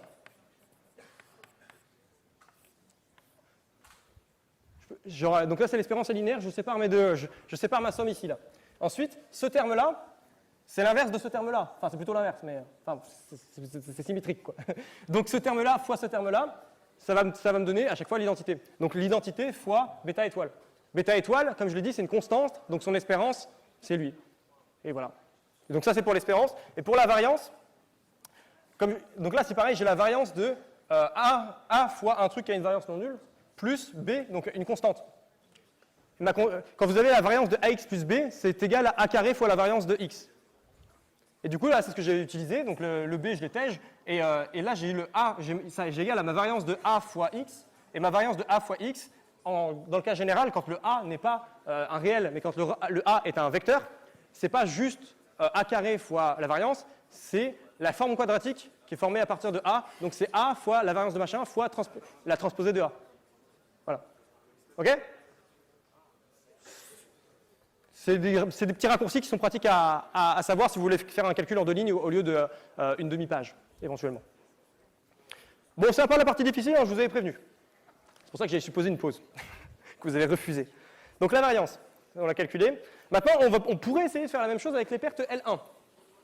Alors la perte L1, c'est quoi? C'est au lieu d'avoir J est égal à la norme 2 au carré, je vais dire que J est égal à, tout simplement, adieu, à la norme... à la norme 1. Et quand c'est égal à la norme 1, vous vous rendez compte que calculer un gradient, ça va être compliqué, parce que c'est des valeurs absolues. Du coup, on ne va pas le faire. Ça tombe bien, dans le cours, on ne nous demande pas de le faire. Donc c'est bien. Donc, qu'est-ce qu'on a à savoir sur la perte L1? Parce qu'il y a quand même des choses à savoir sur la perte L1, notamment que j'ai oublié de mettre les blocs avant, ce qui est dommage, parce que c'est plus pratique d'avoir les définitions. Qu'est-ce qu'il y a à savoir sur la perte L1? Déjà, sa définition. Et en plus, il faut savoir que c'est une perte qui va moins pénaliser les valeurs extrêmes. Ça veut dire quoi? Ça veut dire qu'en gros, quand vous avez des données, parfois, vous avez des trucs qui sont un peu aberrants, des valeurs aberrantes. Eh bien, quand vous faites le calcul, du coup, avec la perte L1, comme c'est écrit ici, l'estimateur optimal, donc la fonction optimale, ça ne va pas être la moyenne, donc l'espérance de y sachant x, mais ça va être le médian, donc le médian de y sachant x. Alors ça change quoi? Ça change que c'est beaucoup moins, vu que ce n'est pas pondéré par les valeurs extrêmes, vous voyez que imaginez que vous avez une valeur extrême qui est très loin, elle aura un coefficient de pondération qui sera très élevé, vu qu'elle sera très extrême justement. Donc ça va beaucoup influer dans le cas de la perte quadratique, mais ça ne va pas influer pour le médian. Le médian, il ne va quasiment pas bouger, ou de 1, mais ça ne va rien changer. Qu'il soit très loin à gauche ou pas du tout loin, ça ne va rien changer pour un médian. Par contre, ça va changer pour la perte quadratique. Donc ce qu'il faut savoir, c'est que la perte L2, elle va être moins robuste, du coup, à des valeurs extrêmes, mais elle va vous permettre de faire des choses plus sensibles. Parce que justement, elle sera sensible à des valeurs plus extrêmes. Alors que la perte L1 sera plus robuste, mais du coup moins sensible. Alors, maintenant on va généraliser un petit peu encore, parce que c'était pas assez. Parce que là on est mignon avec nos trucs linéaires, mais si vous avez un jour fait des réseaux de neurones, vous savez que c'est pas linéaire. Et d'ailleurs on s'en rapproche, hein. Je ne sais pas si vous regardez la structure, mais là on commence à construire petit à petit des réseaux de neurones. Donc là c'est quoi en fait? Qu'est-ce qui se passe? On va, en plus de notre combinaison linéaire, on va composer avec une fonction pour avoir un résultat plus général, et pour que notre hypothèse soit plus générale. Par exemple, ici, si je veux avoir une probabilité entre deux classes, si je veux dire la probabilité que ce soit une pomme ou que ce soit pas une pomme, parce que ce soit binaire, la probabilité que ce soit une pomme ou pas une pomme, et que je veux dire 1 si la probabilité c'est une pomme, ou 0 quand c'est pas une pomme, je ne vais pas faire une régression classique avec les moindres carrés, parce que ça sera beaucoup moins efficace que d'autres pertes que je vais préciser après. Et surtout, mes données, je ne vais pas vouloir laisser mon 3000 € pour, je sais pas, pour le prix de la pomme. Je ne vais pas vouloir laisser le prix, par exemple, comme ça. Donc je pourrais le normaliser. Mais ce que je peux surtout faire, c'est composer avec une fonction d'activation. Ici, donc l'exemple que vous avez dans le cours, c'est la fonction logits. Alors logits, pourquoi? Parce qu'elle est très utilisée dans, elle est très utilisée dans le cadre ici de la régression logistique, donc pour classifier des choses. Donc logique comme classification logistique. Et pourquoi est-ce que j'ai mis un G-1? C'est parce que c'est l'inverse de ce qu'on appelle les fonctions d'activation dans les réseaux de neurones. Donc la fonction logit ici. Donc ça va être une fonction qui va vous permettre de faire une transition, donc une composition tout simplement, avec votre combinaison linéaire de base pour avoir une hypothèse qui est plus générale. Donc il y a toujours avec ça c'est toujours les pertes L2 et L1. Et là, ce qu'on va vouloir faire, et ce qu'on a prouvé en fait dans le cours sur le modèle linéaire généralisé, c'est surtout que quand on prend cette fonction de perte, qui est une perte logarithmique, alors cette fonction de perte, elle est un peu spéciale, parce que peut-être qu'elle vous rappelle quelque chose d'un cours que j'adore et que vous adorez, qui est le cours de physique statistique. Parce que, en phystat, on fait des stats aussi. Et du coup, en fait, ce truc-là, ça ressemble énormément à l'entropie, si vous regardez bien, comment on l'a définit. Et ce n'est pas un hasard. Parce qu'en fait, cette fonction-là, cette fonction de perte, on peut l'appeler la perte logarithmique, mais si vous cherchez dans la littérature, elle s'appelle la cross-entropie, donc la perte entropie, on va dire. L'entropie croisée.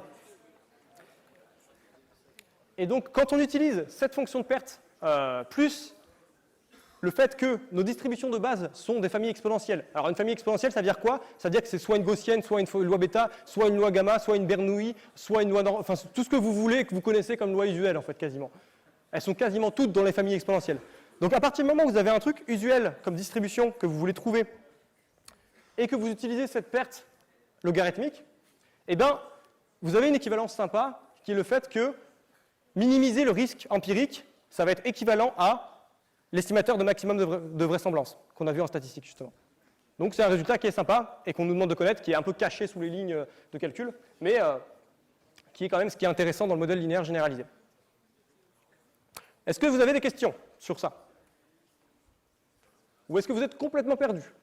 Ça marche aussi. Vous êtes perdu? Très bien. À partir de où je reviens jusqu'où? Alors, où est-ce que je vous ai perdu? Est-ce que je vous ai perdu au tableau? Ou est-ce que c'est après le tableau? Le rose? Je vous ai perdu là? D'accord, je vais réexpliquer. Comme l'a dit Axel tout à l'heure, souvent on va vouloir transformer des problèmes de classification en problèmes de régression. Pour ça, il faut que notre classification se fasse par une fonction de coût qu'on veut minimiser. On veut faire notre algorithme de descente de gradient, on veut descendre la pente pour arriver en bas. OK? Pour ça, il faut qu'on définisse une fonction de coût qui soit adaptée à de la classification. Ces fonctions de coût-là, elles étaient pas mal pour les régressions, mais elles sont beaucoup moins efficaces pour la classification. Pour la classification, on va vouloir utiliser cette perte logarithmique, donc qui est une autre forme de perte, c'est une autre fonction de coût. Donc, je ne vais pas détailler exactement ce que c'est, mais grosso modo, si vous vous courez complètement, ça va très vite diverger vers l'infini, et si vous ne vous trompez pas, ça va tendre vers 0, ou ça va se minimiser. Vous pouvez regarder notamment le cas avec deux classes, parce que là c'est le cas avec n classes, donc avec les i ou avec i le nombre de classes, enfin sur i classes. Donc si vous avez que deux classes, en gros ça vous fait moins log de p plus moins 1 moins y fois log de p. Ça fait quoi en fait? Ça veut juste dire que vous avez une... je vais faire un dessin, ça va être beaucoup mieux. Je vais tâcher ça. Là-haut. Incroyable. C'est vraiment cool ces tableaux. Bref, donc qu'est-ce qui se passe?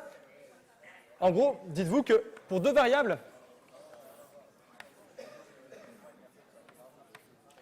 quand vous avez le cas avec deux variables, la somme ici, elle n'a que deux termes. Le premier terme, il va vous faire ça, et le deuxième terme, il va vous faire ça. Et donc la somme des deux, bah, elle est sympa, quoi. Elle est convexe et elle est toute jolie, et elle nous permet de trouver des choses intéressantes. OK?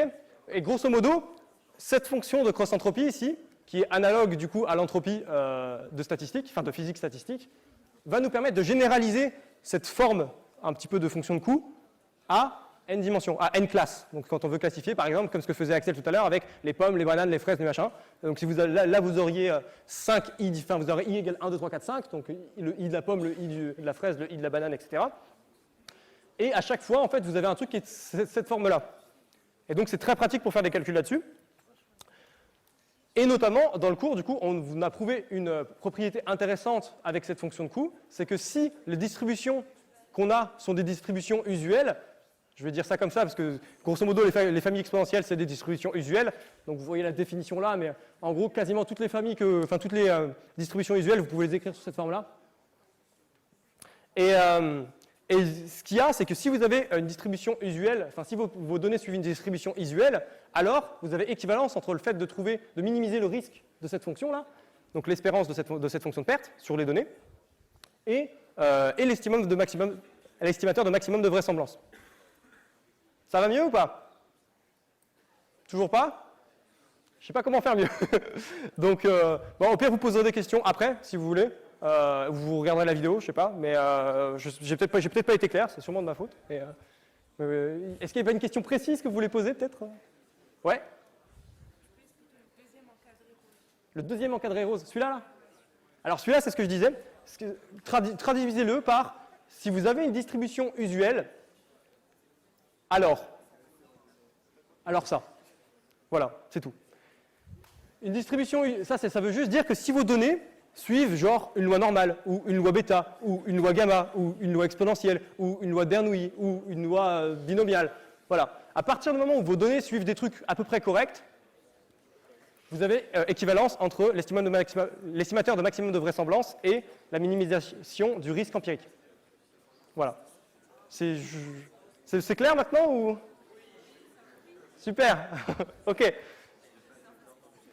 Et donc, ce qu'on peut faire aussi, c'est qu'on peut restreindre, comme ce que j'avais dit tout à l'heure, on peut restreindre nos coefficients pour être juste des coefficients devant un espace de fonction. Et on ne veut pas forcément faire selon des variables quelconques, mais on peut vouloir composer avec un espace de fonction et vouloir minimiser du coup notre perte sur non pas juste des combinaisons linéaires de variables, mais peut-être de fonctions appliquées à des variables si on a déjà une base de fonctions sur laquelle on veut décomposer.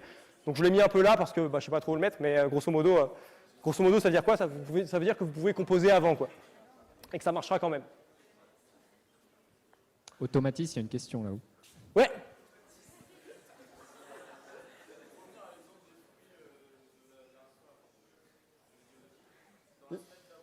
Ouais. Ouais. Exactement. Et H, c'est l'hypothèse que tu fais. C'est la probabilité que tu mets, si tu veux. C'est la probabilité. En gros, à partir de ta donnée, tu vas exprimer une probabilité, c'est l'hypothèse que tu fais. Tu vas dire, à mon avis, à quel point ça appartient à la classe I. Et c'est ce que disait Axel tout à l'heure, là, c'est quand il y avait le graphique avec les pommes, etc. C'est chacun des réels qu'il y avait à côté. C'est l'estimation que tu as qu'il appartient à cette classe. Et tu vois que plus, si ce truc est proche de 1, bah, ce terme-là va s'annuler et du coup ça va être bien, ça va être minimisé. Et si ce terme-là se gourre, il n'est pas dans la bonne catégorie. Autrement dit, si ce terme-là est proche de 0, alors que y n'est pas égal à 0, eh ben, ton truc va complètement diverger. Et donc ça généralise ce truc-là, en fait, à n dimensions.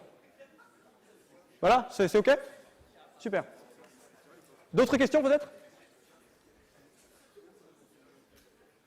C'est vrai que ça commence à être long un petit peu, donc je vais finir. Ne vous inquiétez pas, il ne reste pas grand-chose, normalement. Alors,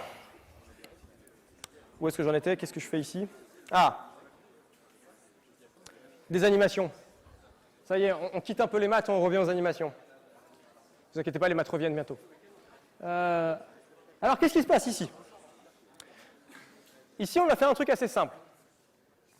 On a fait que nos xi aussi, au lieu de mettre xi, on a mis x puissance i. C'est-à-dire qu'en vrai, on avait une seule variable, et ce qu'on a voulu faire, c'est une régression polynomiale. Donc ici, on a mis que c'était x puissance 1, x puissance 2, x puissance 3, x puissance 4, etc. Et c'est exactement la même chose. C'est ce que je disais tout à l'heure, on peut composer à partir d'une base de fonctions, et là, la base de fonctions, c'est des polynômes. Donc ce qu'on fait ici, c'est juste une régression polynomiale. Et quand je fais ma régression polynomiale, du coup, bah, vous voyez que ça marche bien, et au bout d'un moment, ça marche pas bien. Pourquoi? Parce que là, on tombe sur un problème qui est un des très gros problèmes du machine learning, c'est le surapprentissage, ou plutôt la surinterprétation. Parce que surapprentissage, c'est pas vraiment exact. Plutôt la surinterprétation. En gros, ça veut dire quoi? Ça veut dire que votre algorithme, il s'est tellement entraîné sur les données qu'il a accordé trop d'importance aux données et qu'il cherche tellement à coller aux données qu'il balance un petit peu toute la génération qu'on peut faire. Donc un humain, il voit ça, il vous trace ça. Hein. Il va pas vous tracer ça, probablement. Et évidemment, l'overfitting, c'est un des gros problèmes, mais heureusement, on a des moyens de le détecter. Et le moyen le plus efficace et le principal, c'est de découper les données en plusieurs sets. Donc, un set de training, donc, sur lequel vous allez vous entraîner, donc faire votre descente de gradient, c'est la courbe en bleu, là. Donc, vous voyez que là, tout se passe bien pour la courbe en bleu. Pour la courbe en bleu, il n'y a jamais eu de problème, hein. Tout va bien. Hein. Il colle aux données le plus possible, donc lui, il est content. Et on va prendre une partie verte, donc une partie qui va nous servir de validation. Une validation des données. Et c'est elle qui va nous permettre de détecter à partir de quand on fait de la merde. Vous remarquez qu'à partir de là, on fait de la merde. Voilà. Donc à partir de là, c'est là qu'on va vouloir arrêter l'algorithme. Et enfin, un dernier morceau de données qui va vous servir, une fois que votre algorithme est entraîné, donc quand vous avez arrêté votre algorithme en utilisant du coup la validation pour détecter la fin, vous allez tester sur de nouvelles données pour vérifier que, pareil, ça marche bien. D'accord? Donc vous allez souvent couper vos données comme ça en des données d'entraînement, des données de validation et des données de test. Après, il y a plusieurs méthodes de faire. Pour la validation, par exemple, vous pouvez parcourir vous pouvez faire en sorte que sur ces 80% là, vous allez faire d'abord 20%, puis 20%, puis 20%, puis 20%, et entraîner 4 fois votre algorithme. Si vous avez 4 fois la même réponse, c'est que c'est pas trop mal. Voilà, par exemple. Donc ça, c'est à vous de bidouiller un petit peu après, éventuellement. Une autre méthode, c'est ce qu'on a appelé la régularisation. En général, la régularisation, ça veut dire quoi? Ça veut dire qu'on va ajouter un coût, donc dans notre fonction de coût, là, on va rajouter un coût à autre chose. Ici, la somme des poids au carré, donc c'est la norme 2. Donc ici, c'est quoi en fait ce que j'ai fait? C'est une régularisation de type ridge, pour ce qu'il y a dans le cours. Donc quand on rajoute une régularisation comme ça, on ajoute un coût aux données. Alors, qu'est-ce que ça veut dire concrètement? Ça veut dire qu'on va empêcher le modèle de faire des modifications trop complexes. On va vouloir faire en sorte que les données que les poids soient le plus petits possible. C'est-à-dire qu'on ne veut pas des modèles extrêmement complexes. C'est un peu le principe du rasoir d'Occam, si vous voulez. C'est-à-dire que les modèles les plus simples sont souvent les meilleurs. Et c'est un peu ce qu'on veut coder avec ça. Et quand on applique ça, on se rend compte que c'est pas si mal en effet. Cette fois-ci, ma fonction de coût, vous voyez qu'elle descend pas aussi bas qu'avant, mais elle fait jamais nimp. Et au fur et à mesure, elle fait que se rapprocher des données sans avoir une grosse perte de généralisation comme on l'a vu tout à l'heure. OK? Alors sur les estimateurs de type Ridge, comme ça, on va pouvoir faire ce genre de truc. Pourquoi? Parce qu'en fait, si je reprends mon calcul là-haut, maintenant ma fonction de coût, non seulement j'ai mon terme en x bêta moins y norme 2 au carré, plus lambda fois la norme 2 de bêta au carré. Alors ça veut dire quoi? Bon, là je vais faire le même développement, donc je vais faire le développement à la main, donc ça fait tac, transposé fois x bêta moins y plus lambda fois bêta transposé fois bêta. OK? Ensuite, si je développe ça en entier, je vais obtenir ce que j'avais là tout à l'heure, donc y transposé de y plus bêta transposé x bêta moins 2, ça va m'aider, x transposé y plus lambda fois bêta transposé de bêta, et je vais vouloir calculer le gradient de ça. Donc on rappelle les formules de différenciation vectorielle. Donc quand je fais le gradient par rapport à bêta de j, ça va devenir nul parce que c'est constant par rapport à bêta. Ça, c'est une forme quadratique en bêta. Du coup, ça va être x transposé de x plus la transposée de x transposé de x, donc elle-même. Donc ça fait 2x transposé de x fois bêta, moins la transposée de ce vecteur-là. Donc de ce vecteur-là, pardon, il manque un bêta ici. Non, pas du tout. Oui, c'est ça, il manque un bêta ici. Donc la transposée de ce vecteur-là, tout court. Donc ça fait 2y transposé de x. Et ici, vous remarquez que vous avez la même forme que ça, sauf qu'il y a une identité au centre. C'est-à-dire que vous avez bêta transposé fois identité, transposé fois identité fois bêta. Donc là, on va avoir la même chose, donc plus 2 fois l'identité, transposé fois identité, si vous voulez, fois bêta. On va vouloir annuler ça, donc on va dire que ça, c'est égal à 0 pour notre estimateur, donc on va mettre des petits chapeaux.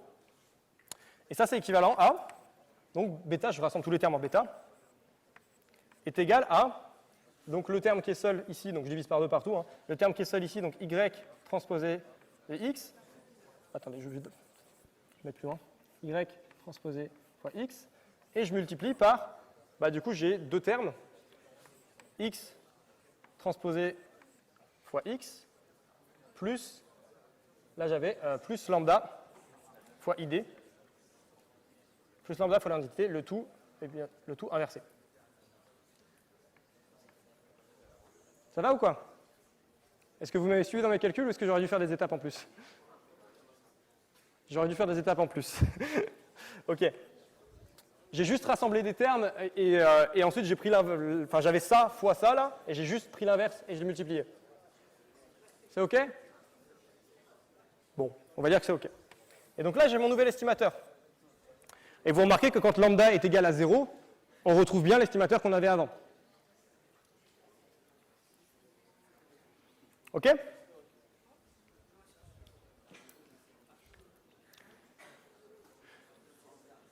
Si vous voulez vous entraîner, vous pouvez faire la même chose avec une régression de type lasso, sauf que là, le départ, au lieu d'avoir un lambda fois la norme 2, vous avez lambda fois la norme 1, ça fait un vecteur unitaire transposé fois b.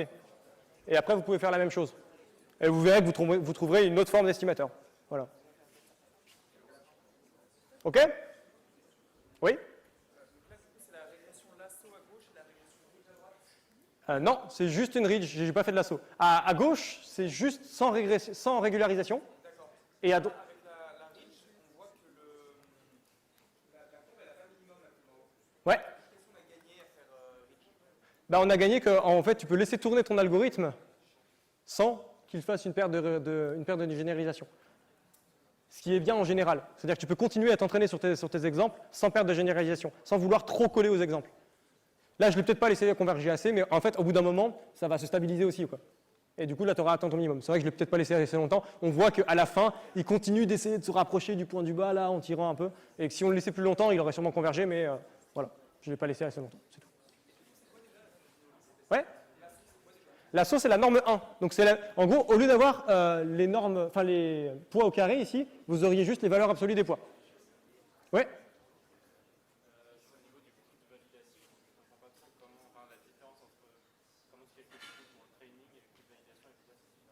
Bah, en fait, tu ne vas pas t'entraîner sur la validation. Je veux dire, la fonction de coût que tu as, c'est une fonction de coût qui est sur tous tes exemples. Mais toi, quand tu calcules ton gradient, tu ne vas pas le calculer sur tous les exemples. Tu vas calculer que sur les exemples sur lesquels tu t'entraînes. Et pas sur la validation. Donc la validation, tu ne vas pas t'entraîner dessus. Entre guillemets dit, là, tu cherches à minimiser ce qu'il y a, l'erreur de ce qu'il y a dans le bleu, mais tu ne vas pas chercher à minimiser ce qu'il y a dans le vert directement mathématiquement. C'est juste la généralisation qui, si elle marche bien, va aussi marcher pour ceux qui sont dans le vert. J'ai été clair ou pas? En gros, ceux-là, c'est ceux sur lesquels tu vas vraiment appliquer ta descente de gradient, donc ceux sur lesquels tu vas optimiser ton algorithme, et eux, ils vont juste servir de check à chaque fois. À chaque fois que tu vas check si tu ne fais pas de la merde. Et quand tu vois que le coût remonte, ça veut dire que tu as perdu de la généralisation en fait. C'est à ce moment-là, tu vois, en fait, quand tu vois que quand la parabole va vers le bas, tu te dis que s'il y a d'autres exemples que je n'ai pas affichés là, ben, ils vont dire que tu fais n'importe quoi. Et vu que je ne me suis pas entraîné dessus, il ne va jamais le voir mon algorithme. Et du coup, c'est à ça que ça sert. Ça me permet de détecter à partir de quand mon algorithme fait de la merde. C'est clair à peu près ou pas? Est-ce qu'il y a d'autres questions? Ouais. Je peux réexpliquer l'interprétation du terme en vert et pourquoi ça corrige le problème qu'on avait à gauche? Alors le terme en vert, ici, c'est ce qu'on appelle une régularisation. On a eu, sur les TD qu'on a eu, on a eu pas mal de TD sur la régularisation, notamment un qui était incroyable lié à l'ACP, donc que vous avez sûrement extrêmement apprécié, et moi aussi. La régularisation, c'est quoi? C'est ce que tu vas rajouter une contrainte à ta fonction que tu veux optimiser pour que ton problème soit plus restreint. Par exemple, si ma matrice, là, x transposée de x, elle est de rang inférieur à P, et ben en fait, j'ai pas qu'une seule solution. C'est-à-dire que mon espace solution, ce sera un plan ou une droite, ou voilà. Donc, j'aurai pas qu'une seule solution. Et comme j'ai plusieurs solutions, bah c'est chiant. Parce que mon algorithme il pourra dire un peu n'importe quoi, dans un sens ou dans l'autre. Et du coup, ce qu'on veut, c'est se ramener à une solution unique. Et pour se ramener à une solution unique, une des méthodes, c'est de rajouter une contrainte. C'est ce qu'on fait quand on rajoute une régularisation. Les régularisations, il y en a plein de différentes. Là, on en voit deux dans le cours, qui sont la régulation de type Ridge et l'ASSO. Ridge, c'est la norme 2, celle que vous voyez là, donc norme 2 au carré, bien sûr, et l'ASSO, c'est la norme 1, donc juste la somme des valeurs absolues. Mais intuitivement, ce que vous pouvez vous dire,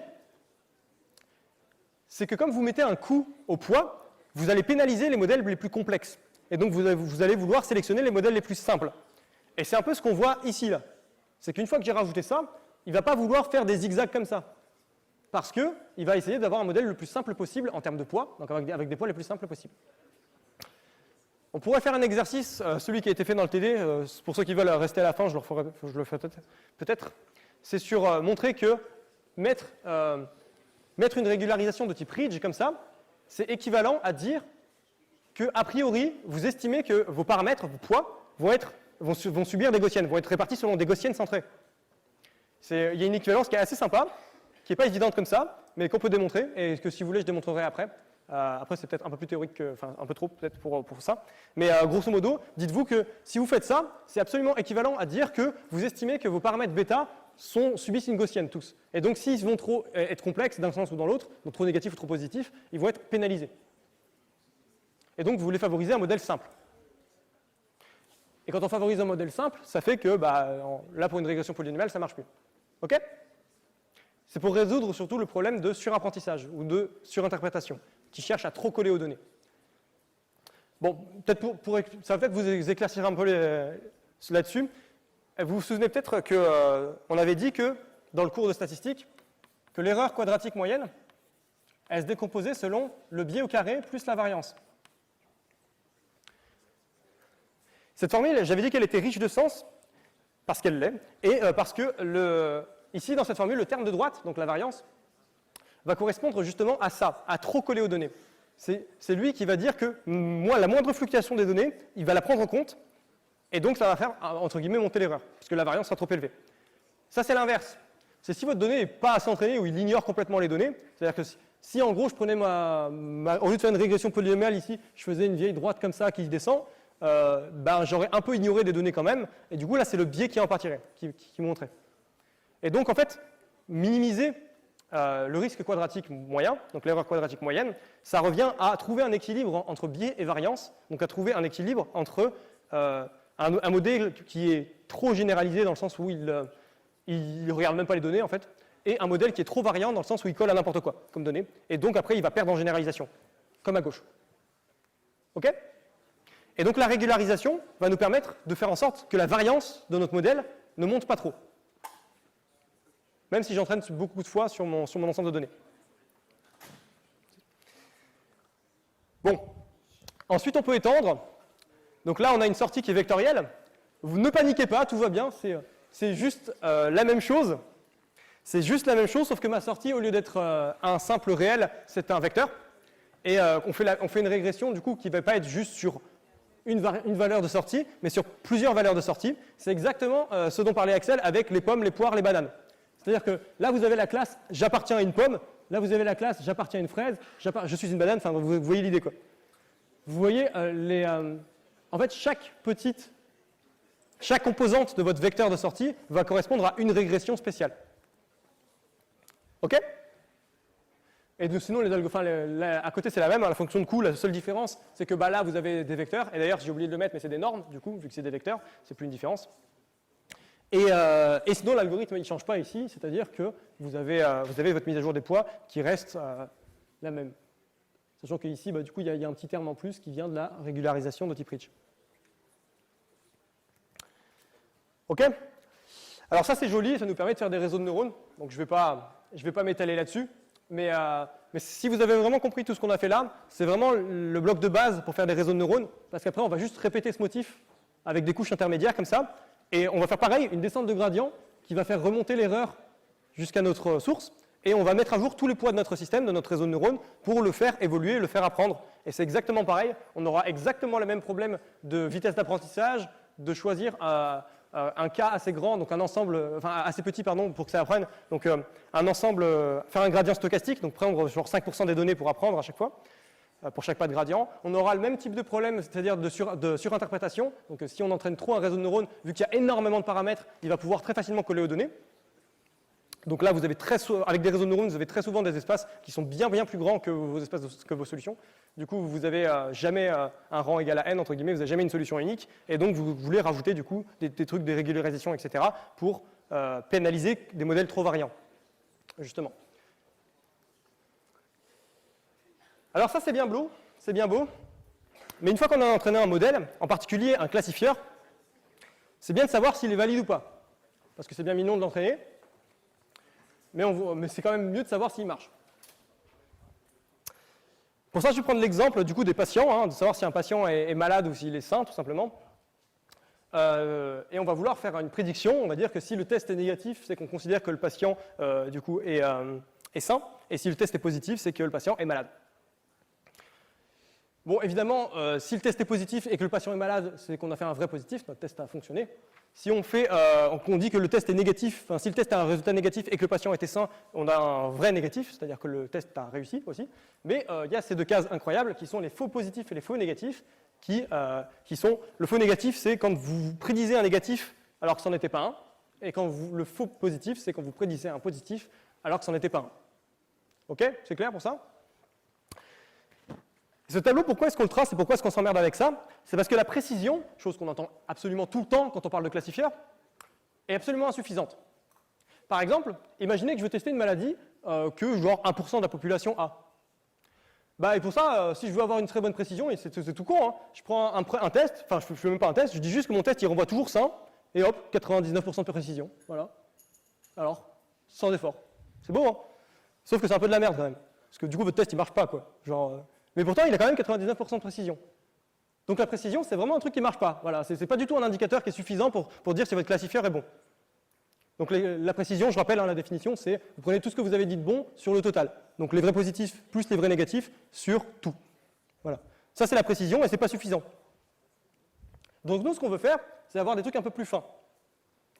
Notamment, notre fonction de test, on va avoir un résultat, donc on va avoir par exemple une probabilité entre 0 et 1. Quand notre prédiction, ça va être ça, une probabilité entre 0 et 1, et on va choisir où est-ce qu'on va dire oui, enfin à partir de quand est-ce qu'on va dire qu'il est positif ou négatif. Si notre test il est au centre, on ne fait pas trop de... Voilà, ok. Mais on peut vouloir faire en sorte de minimiser vraiment le fait de faire des fausses alarmes. On ne veut vraiment pas dire à un patient, par exemple, dire à un patient qu'il a le cancer alors qu'il ne l'a pas. Voilà. Par exemple, c'est mieux. Voilà. Donc on ne veut vraiment pas faire de fausses alarmes. Quand on fait ça, ce qu'on va regarder, c'est la spécificité de notre test. La spécificité, c'est quoi? C'est le taux de vrai négatif. Donc je l'ai mis là comme ça, c'est le taux de vrai négatif, donc c'est les vrais négatifs sur les vrais négatifs plus les faux positifs. Ça va vous catégoriser du coup justement à quel point vous n'allez pas faire de fausses alarmes. Donc c'est 1 moins les fausses alarmes. Et plus ce truc, plus la spécificité sera élevée, et moins vous ferez de fausses alarmes. Ok? Et on peut se dire à l'inverse. L'opposé, c'est justement, moi je veux surtout, par exemple je suis dans une épidémie, et dès qu'un mec a le truc, même s'il ne l'a pas vraiment, je veux le savoir. S'il y a un risque qu'il l'a, genre même une probabilité toute petite qu'il l'a, je veux le savoir. Et ça va avoir un test qui sera très très sensible, parce que dès qu'il détectera un mini truc, paf, il va s'allumer. Et donc quoi? Ça correspond du coup à 1 moins le fait d'être non détecté, même si on était vraiment malade, par exemple. Donc vous voyez que notre test, ça ne va pas être si simple en fait, de définir qu'est-ce qu'un bon test, qu'est-ce qu'un mauvais test. Ça dépend du cas d'application en fait qu'on veut faire. Et pour ça, on a un magnifique truc qui s'appelle les courbes ROC. Les courbes ROC, c'est quoi? Vous prenez les taux de vrai positif, donc la sensibilité en ordonnée, les taux de vrai négatif, donc la spécificité en abscisse, et vous avez une magnifique courbe qui vous donne la précision de votre classifieur. La courbe en diagonale ici, c'est le random, c'est ce que j'ai dit tout à l'heure. Par exemple, quand je prédisais avec 100% que j'avais un résultat positif, un résultat négatif, pardon, pour mes et que du coup j'avais une précision de 99%, c'est ce que j'avais fait. J'étais en fait là, dans une des bornes comme ça. Et pareil de l'autre borne en fait. Si on dit que à l'inverse, 99% de la planète est malade et que vous voulez faire un test qui voit s'il n'est pas malade entre guillemets, pareil, vous dites qu'il est toujours malade, vous avez 99% de précision et donc vous êtes là. Et donc le hasard, en fait, il fait ça comme prédiction, si vous faites un truc random. Et nous, ce qu'on veut, du coup, c'est qu'il dépasse le hasard et qu'il ait une courbe comme ça, qui s'approche le plus d'un angle comme ça, qui soit le plus parfait possible, c'est-à-dire qu'il ait pas de vrai positif, qu'il ait un taux de vrai positif et un taux de vrai négatif qui soit le plus élevé possible. Et donc ça correspond à, quand on fait un classifieur comme ça, on va vouloir en fait choisir entre ces points-là selon ce qu'on veut faire, justement, c'est ce que je disais tout à l'heure. Si on veut un test, du coup, qui sera plus spécifique, on va prendre le delta 0, cette threshold, du coup, on va prendre une limite de 0,9. On va dire qu'à partir de 90% de notre test, on va dire que c'est bon, le résultat est positif. Si vous voulez, à l'inverse, un test qui est beaucoup plus spécifique, beaucoup plus sensible, pardon, vous allez dire que dès que vous avez 10%, ça y est, ça part. Dès que vous avez 10% de chance, vous vous dites que c'est OK, que ça rentre, que c'est positif, quoi. Vous voyez l'idée? Bon. Et c'est sur ce que je vais conclure cette amphi de révision qui s'est un peu terminée.